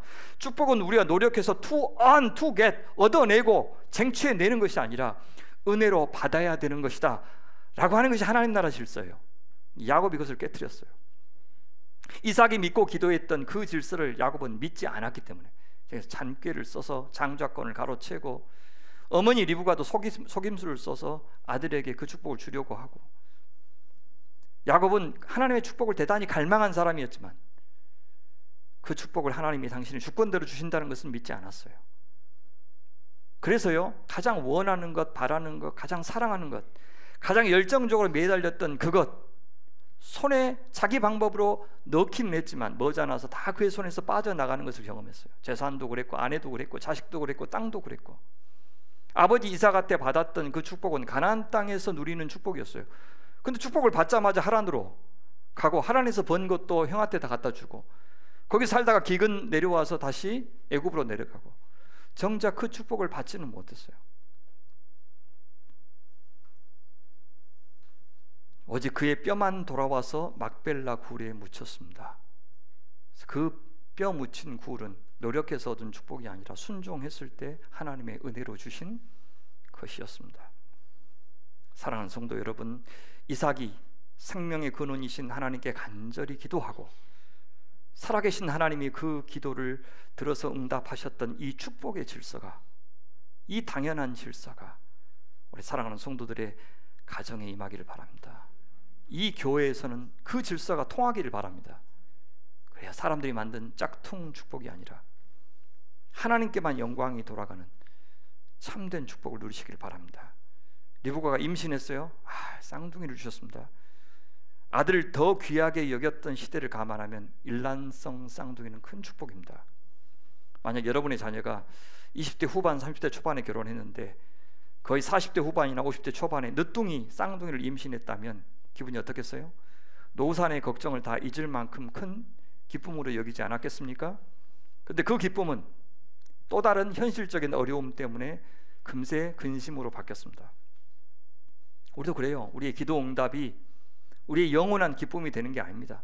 자녀를 임신한 기쁨은 자녀를 낳아 기르면서 다 잊히고, 자녀가 학교 들어가는 기쁨은 취업문 앞에서 잊히고, 취업의 기쁨은 또 결혼 앞에서, 결혼의 기쁨은 출산 앞에서, 수많은 인생의 난관과 험한 골짜기 앞에서 금세 잊히고 마는 것이 인생입니다. 한 고개를 넘으면 또 다른 고개를 만나는 등산과 같고, 한 모퉁이를 지나면 다른 모퉁이가 나오는 골목길과 같습니다. 이삭과 리브가의 고민은 무엇이었습니까? 그 아들들이 그의 태 속에서 서로 싸우다. 리차치란 단어는 억압하다, 으깨다, 밀치다 그런 단어예요. 어느 정도냐면 사사기 9장에 보면요, 데베스의 한 여인이 망대에서 맷돌을 떨어뜨려서 아비멜렉의 두개골을 으깼다라고 하는 말이 나오죠. 바로 그 단어예요. 그러니까 얼마나 격렬하게 싸웠는지, 대결했는지 알 수가 있죠. 이 야곱의 인생은 평생 씨름의 인생이었습니다. 아버지와 씨름하고 형과 씨름하고 나중에는 하나님과도 야복강에서 씨름하는 인생 아니었습니까? 자, 이에 20년 만에 쌍둥이 아들 임신해서 기뻤을 리브가가 탄식하기 시작합니다. 이럴 경우에는 내가 어찌할꼬, 이건 의역이고요. 히브리어로는 이 문장은 미완성입니다. 내가 어찌 점점점점점점 이게 히브리어입니다. 내가 어찌 이렇게 하고 이제 점점점점점 얼마나 고통스러웠으면 비명도 끝까지 내드리지 못했을까요? 정확히 리브가가 하려고 한 말이 무엇인지 모릅니다. 내가 임신한 것이 무엇이 선하단 말인가? 이러자고 아들들 주셨나?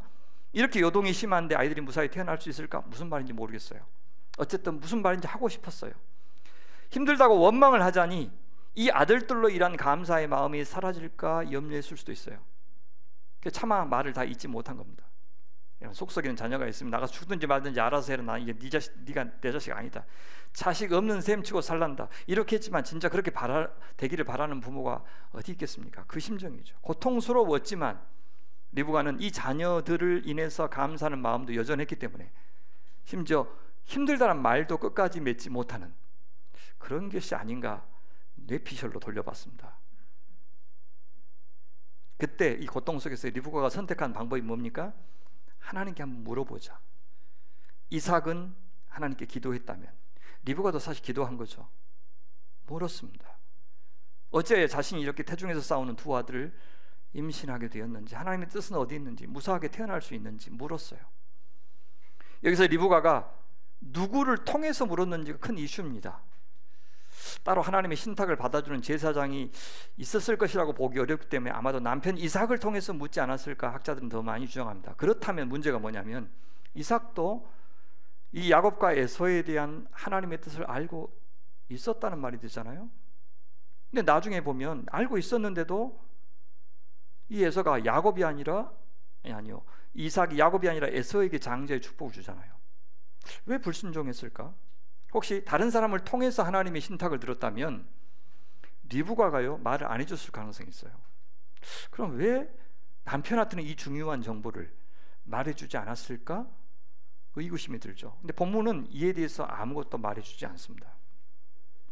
리브가가 하나님께 들은 대답은 이것입니다. 23절 보시겠습니까? 여호와께서 그에게 이르시되 두 국민이 내 태중에 있구나. 두 민족이 네 복중에서부터 나누이리라. 이 족속이 저 족속보다 강하겠고 큰 자가 어린 자를 섬기리라 하셨더라. 한마디로 두 아들은 앞으로 후손들 세대에서 두 큰 나라가 될 것인데 동생이 형의 자리, 즉 장자권을 얻게 될 것이다. 그렇게 말하고 있는 겁니다. 실제로 27장 40절에 가면 이삭이 에서한테 축복을 해주는데 너는 칼을 믿고 생활하겠고 내 아우를 섬길 것이다 이렇게 말해주고 있어요. 이 약속은 그러니까 에서와 야곱 두 사람에게만 해당되지 않고 그 후손들에게 가서 구체적으로 이루어질 겁니다. 그래요, 동생이 더 많은 축복을 받는다는 말, 형의 입장에서는 달갑지 않을 수도 있습니다. 하지만 그것이 반드시 형이 동생보다 불행할 것이라는 말은 아닙니다. 그들에게 하나님께서 맡기시는 역할이 다르다는 뜻입니다. 이 세상에서 우리가 맡는 역할은 다 다르죠. 가난과 부가 우리 학위에만 달린 것이 아닙니다.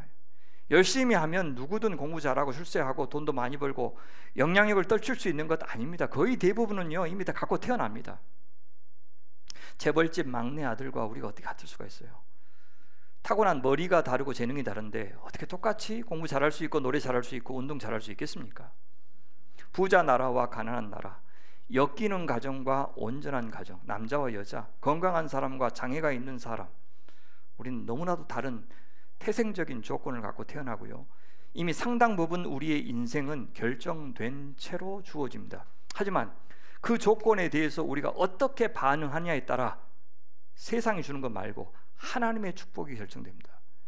어떻게 살아도 이미 예정된 축복을 누리게 되는 것은 아니라는 것입니다. 만약 그렇게 된다면 이거야말로 가장 불공평한 일이 되는 거죠. 근데 이건 있어요.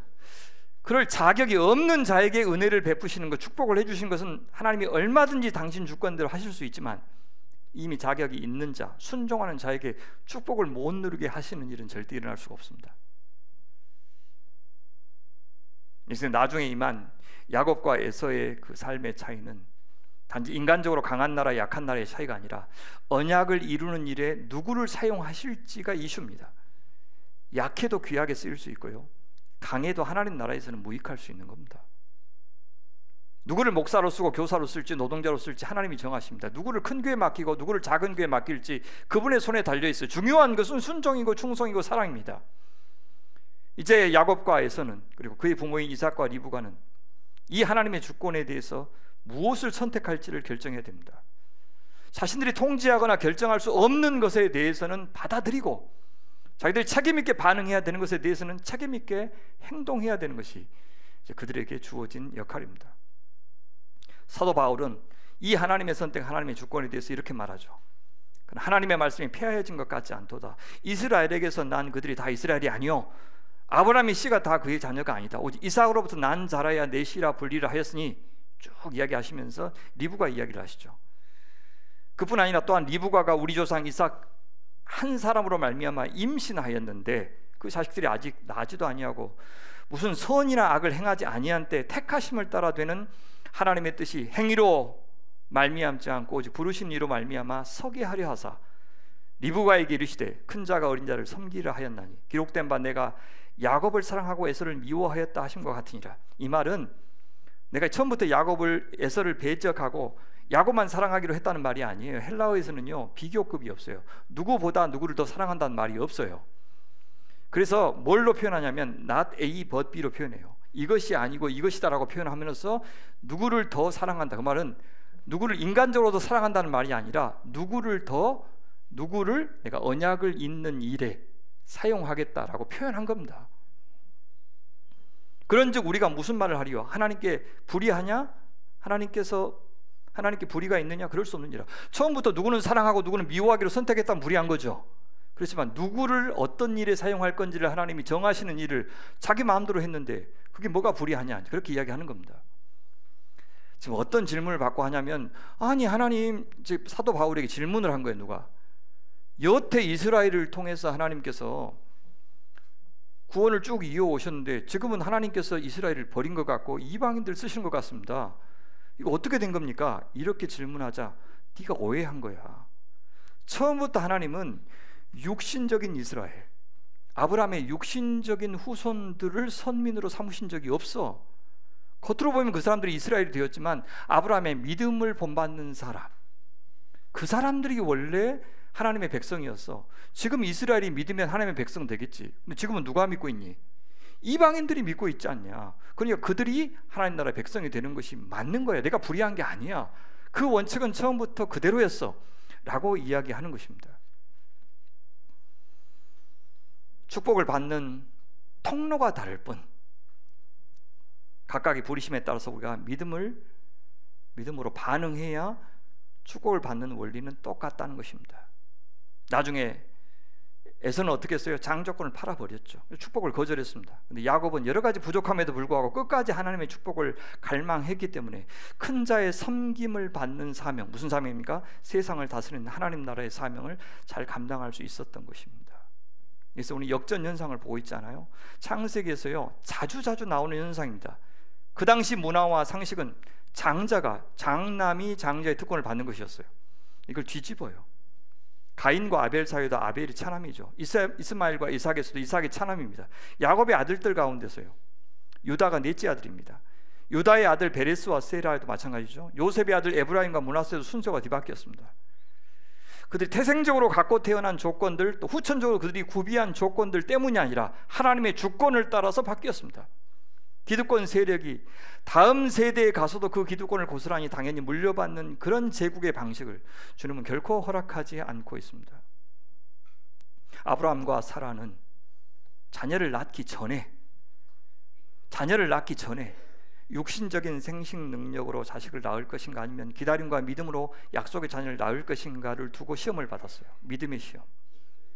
이삭과 리브가는요 다른 시험을 받았어요. 태중에서부터 이미 정해진 두 아들들의 역할에 대해서 부모는 어떻게 반응할 것이냐, 두 아들들은 어떻게 반응할 것이냐, 그것을 갖고 믿음이 있느냐 없느냐, 축복을 받을 수 있느냐 없느냐가 결정되게 하셨어요. 여러분, 이것이 우리의 인생이에요. 우리에게도요 아직 벌어지지 않는 일에 대해서 믿음으로 기다리고 소망 중에 고대하는 그런 믿음이 축복을 결정하는 겁니다. 때로 우리가 통제할 수 없는 그 시간에 대해서 너무 낙관하지도 말고 너무 낙심하지도 말아야 됩니다.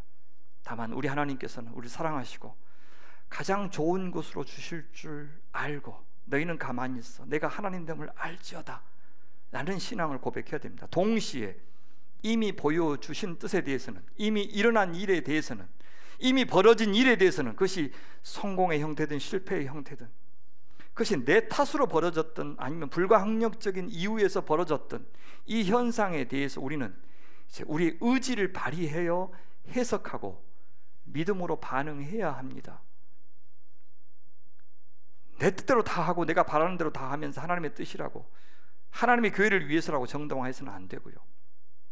광야 백성들처럼 하나님과 환경과 지도자를 원망하며 불평해서도 안 되고, 이 제국의 기존 질서를 유지하고 그 특권을 세상처럼 향유하는 것만을 인생의 목표로 삼아서도 안 되고, 하나님 나라의 질서는 이 세상 질서와 항상 같지 않다는 것을 인정하면서 그 전복적인 질서를 만드는 낯설고 불편하고 힘겨운 일에 주님께서 설령 우리를 부르실지라도 거기에 기꺼이 순종하는 하나님의 사람으로 살아야 하는 것입니다. 그렇게 두 아들들을 향한 하나님의 뜻을 다 알고 나서 두 아들이 태어납니다. 여기 두 아들의 이름 짓기가 나오죠. 또 에서는 특별히 외모에 대해서 나와요. 에서가 어떤 사람입니까? 붉고 전신이 토록 같아서 이름을 에서라 했다라고 나오죠. 몸이 붉다는 것은 혈색이 좋고 건강하다는 뜻입니다. 전신에 털이 많다는 것도요, 부정적인 의미가 아니라 긍정적인 의미예요. 성경에서는 도리어 대머리를 부정적으로 언급하고 있어요. 심판을 말할 때도 머리 다 깎아본다 이렇게 표현하고 있어요. 특히 성경에서 털옷은 엘리야나 스가랴 선지자가 입던 옷으로 나옵니다. 그래서 에서의 이 외모를 갖고 부정적인 해석을 하는 해석들을 경계해야 됩니다. 선택 안 받았으니까 이 외모를 부정적으로 언급하고 있다, 그렇게 보면 안 되고 대단히 객관적이고 중립적으로 진술하고 있어요. 더 주목해야 될 것은 뭐냐면 히브리어예요.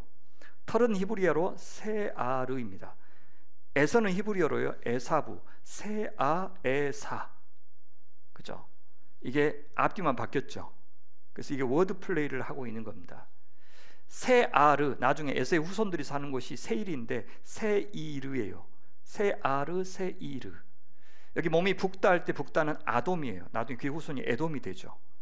나중에 장자권을 대신해서 먹은 붉은 죽도, 그의 붉은 몸과 연결되어 있는 겁니다. 그 다음으로 동생 야곱이 소개되는데요, 외모는 안 나오고 그가 태어날 때 손으로 에서의 발꿈치를 잡았다, 그래서 그의 이름이 야곱이 되었다고 말해요. 야곱 히브리어로 야아코브, 야코브. 발꿈치는 아케브. 근데 이것은요, 발꿈치가 아니라 이제 아카브라는 단어가 있는데, 동사가 있는데 그것의 미완료형이 야코브예요.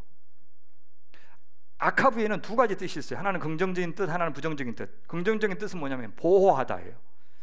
아마도 이삭과 리브가는 야카브엘, 하나님이 보호하시길, 그런 뜻으로 야코브라고 하는 이름을 지었을 것 같아요. 공교롭게도요, 이 단어는 속이다, 사기치다라는 뜻도 있어요.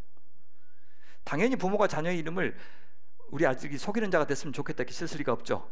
두 뜻 가운데서 어떤 뜻으로요? 보호하다, 하나님이 보호해주는 아이라는 뜻으로 지었을 겁니다. 근데 공교롭게도 그 이름은 그가 속이는 자로 살게 될 것임을 암시하는 이름이 되어버렸어요. 그것이 야곱의 인생을 다 알고 있는 창세기 저자의 의도인 것입니다. 나중에요, 야곱이 아버지와 형을 속여서 축복을 가로채잖아요. 에서가 이렇게 탄식해요. 참 재밌습니다. 에서가 말했습니다. 야곱이란 이름은 정말 그에게 딱 맞는 이름입니다. 야곱은 이번까지 나를 2번이나 속였습니다. 야곱은 저의 맏아들 권리를 빼앗았고 이번에는 저의 복까지 빼앗아갔습니다. 그럼 제 젊을 때 그 노태우 대통령 막 그죠, 정치를 우리가 마땅치 않게 하니까 그럴 리가 없겠지만 클테 어리석을 위해서 크게 어리석다는 이름을 갖고 있으니까 진짜 물태우로 저 정치 저렇게 하는구나 막 이렇게 비아냥거렸던 적이 있어요. 이름 갖고 농담을 한 거죠.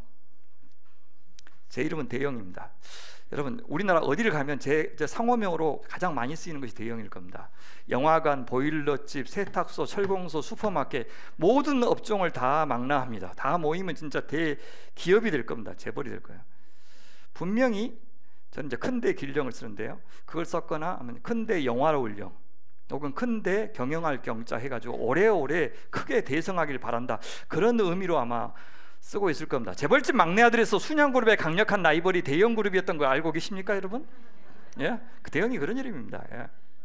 이 교회가 제 이름을 쓰면 아마 크고 오래오래, 그죠? 예, 농담입니다. 어쨌든 근데 더 재밌는 게 뭐냐면 이제 외할아버지께서 저희 그 사남매 이름을 다 지으셨는데 큰 누이가 은영 할 때 영자가 꽃뿌리 영자입니다. 당연히 제 이름도 대영 할 때 원래는 그분이 지어주실 때는 꽃뿌리 영자로 지었어요. 근데 면사무소 직원이 술 한잔하고 길영으로 올린 거예요. 그래서 제가 길영이 돼버린 겁니다. 그런데 저는 대영 제국에 가서 기업고 공부를 했습니다. 할아버지의 이름이 혹시 그 예언이 아니었을까요? 이런 식의 이름 갖고 하는 그 놀이가, 말장난이 야곱의 이름이나 에서의 이름에 있었다, 그런 뜻입니다. 지금 그게 당시 문화였다는 거예요. 우리 이름 가지고 이렇게. 무슨 말이냐면 이름 짓기 하나에도 하나님의 주권이 있고 부모의 욕망이 있고 야곱 개인의 선택한 삶이 있다는 겁니다. 어느 것 하나 정해진 것이 없습니다. 하나님의 뜻에 대해서 부모가 또 자녀가 어떻게 반응하냐에 따라서 복의 사람이 될 수도 있고 저주의 사람이 될 수도 있는 거예요. 우리가 아무리 자녀에게 좋은 뜻으로 기대하면서 이름을 지어도 부모가 하나님 의지하지 않으면 엉망이 될 수도 있고, 그러나 하나님이 붙드시면 그렇게 엉망인 자녀도 부모의 기대 이상으로 놀라운 자녀로 변화시킬 수 있다는 것을 야곱의 인생에서 우리가 경험할 수 있는 것입니다. 말씀을 맺겠습니다. 야곱의 이야기를 우리가 이렇게 시작을 했습니다. 가장 인간적인 사람, 입체적인 사람 야곱을 통해서 어떻게 하나님께서 가장 하나님다운 역사를 이루실지 우리 그 지혜와 솜씨를 이제 묵상해 보기로 합니다.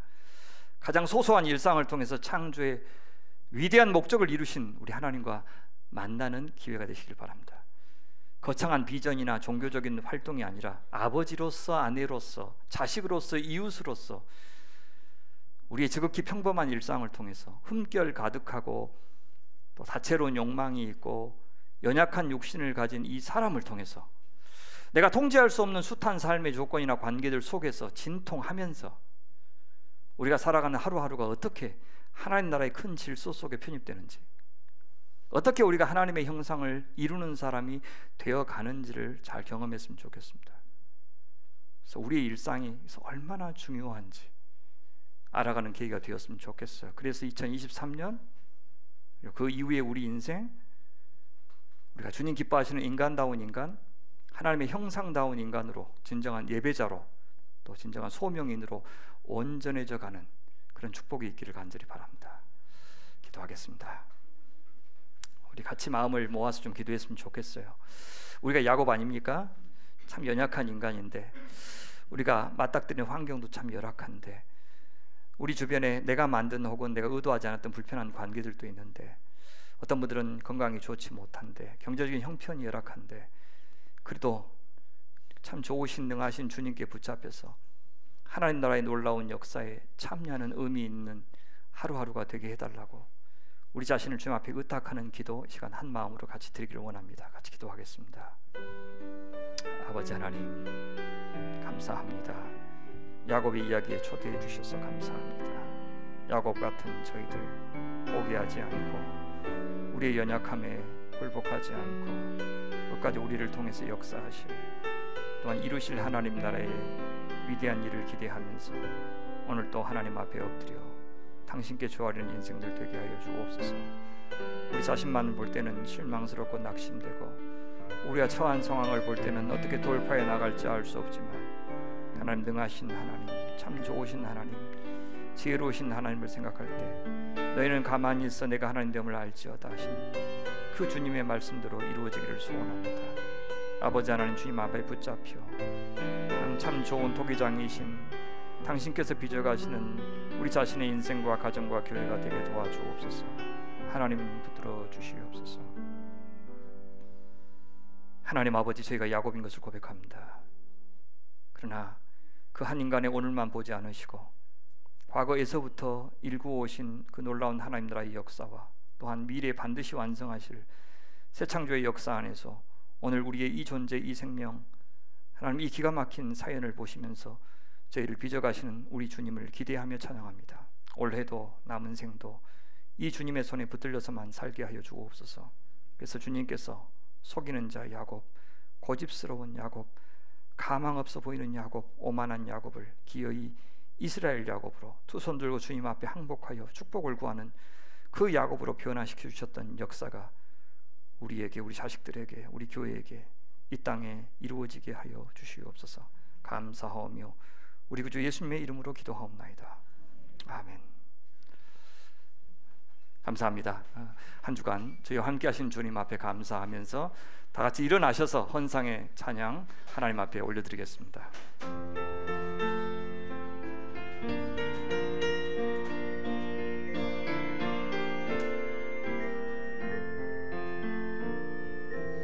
나의 모습 나의 소유 주님 앞에 모두 드립니다. 모든 아픔 모든 기쁨 내 모든 눈물 받아주소서. 어제 일과 내일 일도 꿈과 희망 모두 드립니다. 모든 소망 모든 계획 내 손과 마음 받아주소서. 나의 생명을 드리니 주 영광 위하여 사용하옵소서. 내가 사는 날 동안에 주를 찬양하며 기쁨의 제물 되리. 나를 받아주소서.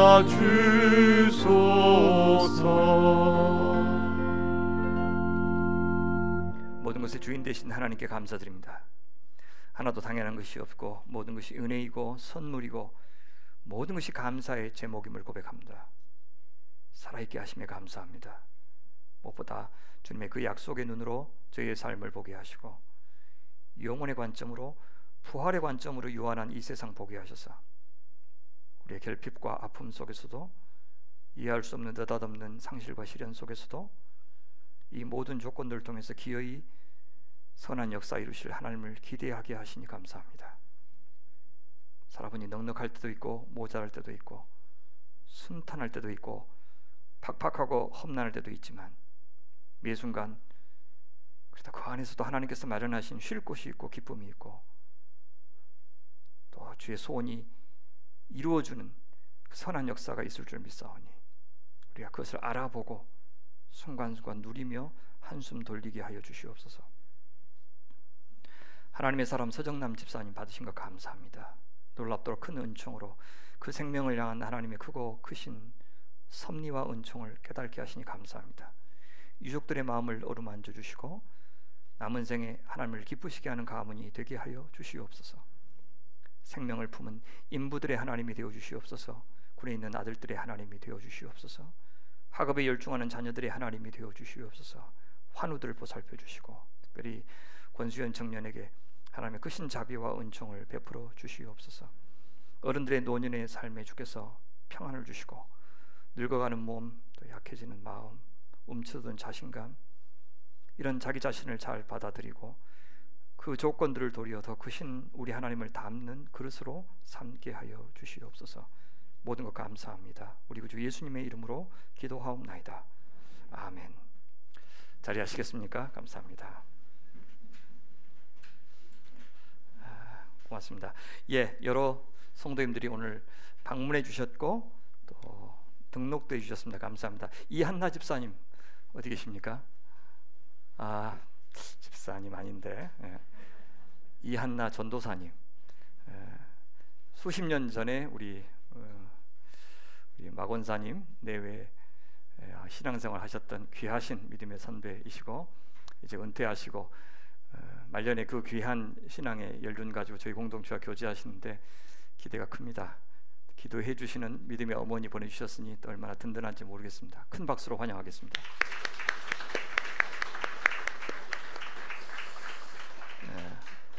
삼각동에서 송지영 장로님 모셨습니다. 잠깐 일어나시면 자기 소개해 주시겠습니까?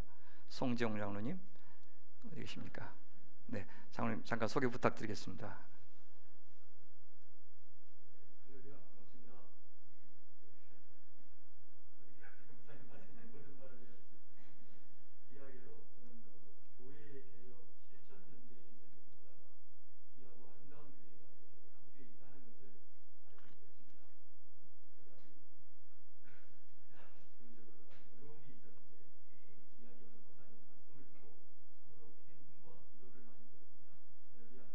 맞습니다.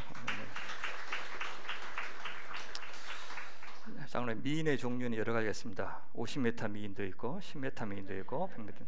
저희 교회는 5km 좋은 교회입니다.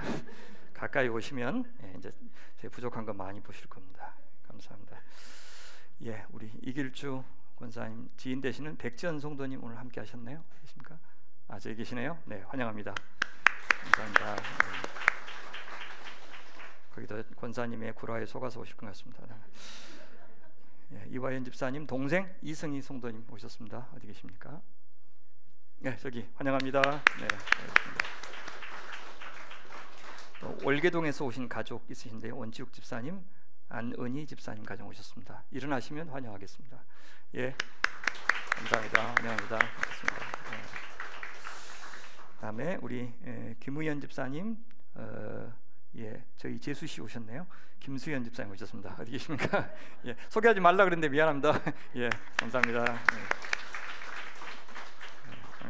많이 감사합니다. 예, 날이 많이 풀렸는데 그래도 독감 환자들이 좀 많은 것 같아요. 저희 집도 그렇고, 예, 많이 조심하시고 어른들 특히 조심 부탁합니다. 지금 뭐 코로나가 세는지 독감이 세는지 잘 모르겠어요. 독감 환자들 많이 먹는 거 보니까 다 조심해야 될 것 같습니다. 부탁드리고요. 예, 주중에 작년에 저희 교회에 큰 하나님께서 은총을 주시고 한 영혼 끝까지 절대 포기하지 않고 마지막 순간까지 챙기신다는 것을 보여주는 분이 우리 서정남 집사입니다. 돌아가시는 스토리도 너무 내로워요. 사실은 모든 간호사들이 주변에 놀랄 정도로 너무 편안하게, 가족 안 믿는 가족들도 놀랄 정도로 그 사건 이후에 그분이 얼굴이 완전히 바뀌었고 죽음을 날 받아놓은 사람처럼 편안하게 그냥 수용하시는, 그리고 너무 고통스럽지 않게 그냥 주무시듯, 사실 또 너무 갑자기 가서 당황스럽기는 했지만 너무 편안하게 가셔서 제가 장례도 잘 치렀습니다. 함께 하신 성도님들 너무너무 감사합니다.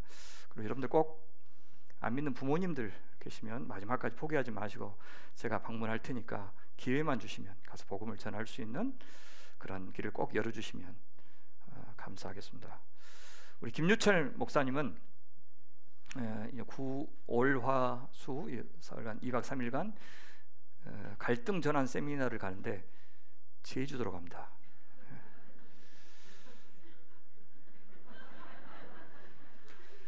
제가 하고 싶었는데 사실. 그래서 제가 노는 꼴을 못 봐서 2박 3일 다 끝나고 배운 거를 우리 교회에서 그대로 하라 그랬습니다. 예, 우리 추우니까 이제 군에 있는 아들들 생각나고 저희 인부가 4명 있습니다. 그래서 출산을 계속 기다리고 있는데 첫 번째로 우리 김지연 집사님께서 1월 20일 금요일에 출산 예정일이십니다. 둘째 낳는데 계속 우리 임산부들 위해서 기도해 주시기를 부탁드립니다. 예, 지난주 총회에서 우리 4명의 장로님들 여러분들이 인준해 주셔서 이제 피택 장로 4분이 생기게 되었습니다. 혹시 계신 분들 있으면 앞으로 좀 나오시겠습니까? 피택 장로 되신 분들 앞으로 좀 나오시면 좋겠습니다. 잠깐 인사하죠. 일부에 2분 있었는데 지금 교육부서 섬기고 계셔서, 예, 신세환 장로님하고 정필중 장로님 앞으로 나오셔서 인사합시다. 네.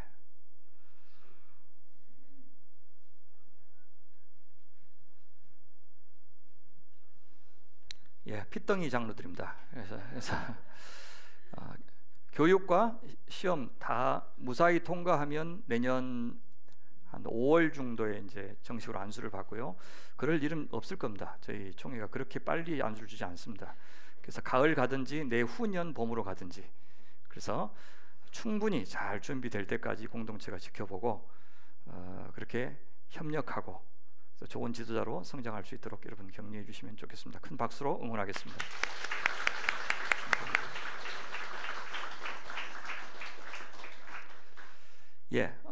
수요 기도회가 수요 예배로 다시 전환되어서 많은 성도님들이 오셨고, 끝나고 나서 저 사진에 본 대로 함께 모여서 각자의 기도 제목을 가지고 서로 나누면서 친교할 수 있어서 참 좋았습니다. 여러분들 정직자들은 물론이거니와 성도님들 수요 예배 많이 오시면 좋겠다는 말씀 드립니다. 교회 홈페이지를 보시면 좀 간략하게 좀 계속 간추리고 있습니다. 그래서 가운데 말씀과 함께 여기를 누르시면 이전에 있었던 모든 메시지가 저기 한꺼번에 다 모여 있고요. 그냥 주일 설교만 듣고 싶으면 왼쪽에 주일 설교만 누르시면 되겠습니다. 주시면 좋겠고요.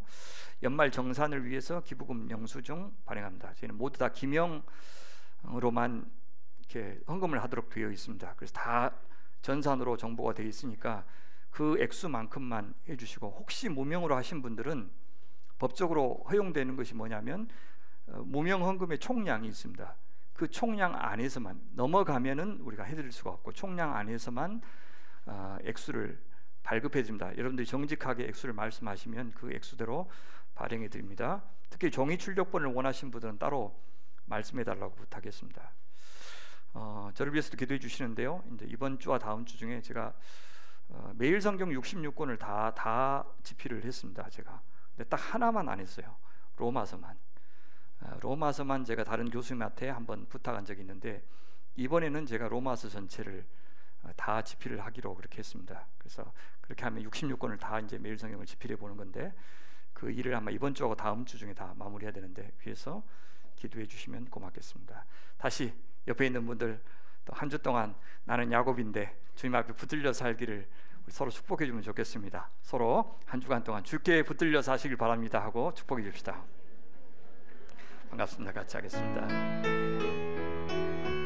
서로 축복해 줄까요? 오늘 방문하신 분들 특별히 곁에 계시면 축복 나누면 좋겠습니다.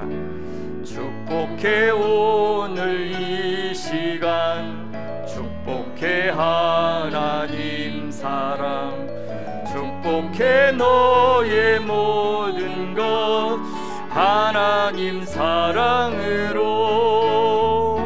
축복해 오늘 이 시간, 축복해 하나님 사랑, 축복해 너의 모든 것 하나님 사랑으로.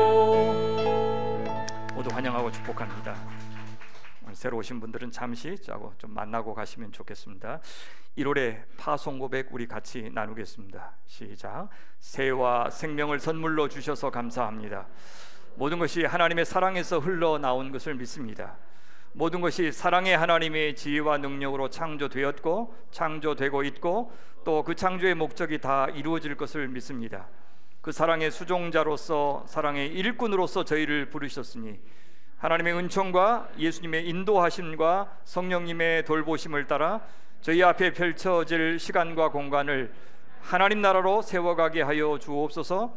하나님께서 은혜로 먼저 시작하신 일이오니 이제 저희가 주저하지 않고 뒷걸음질하지 않고 담대하게 신실하게 거룩한 시간과 장소를 만들어가게 하여 주옵소서. 세상을 복되게 하시는 당신의 선한 역사에 선한 양심을 가지고 참여하는 복의 사람들이 되게 하소서. 아멘. 서로 축복하겠습니다. 여호와는 내게 복을 주시고 너를 지키시기를 원하며, 여호와는 그의 얼굴을 내게 비추사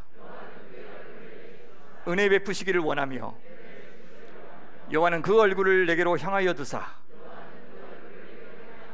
평강 주시기를 원하노라. 아멘.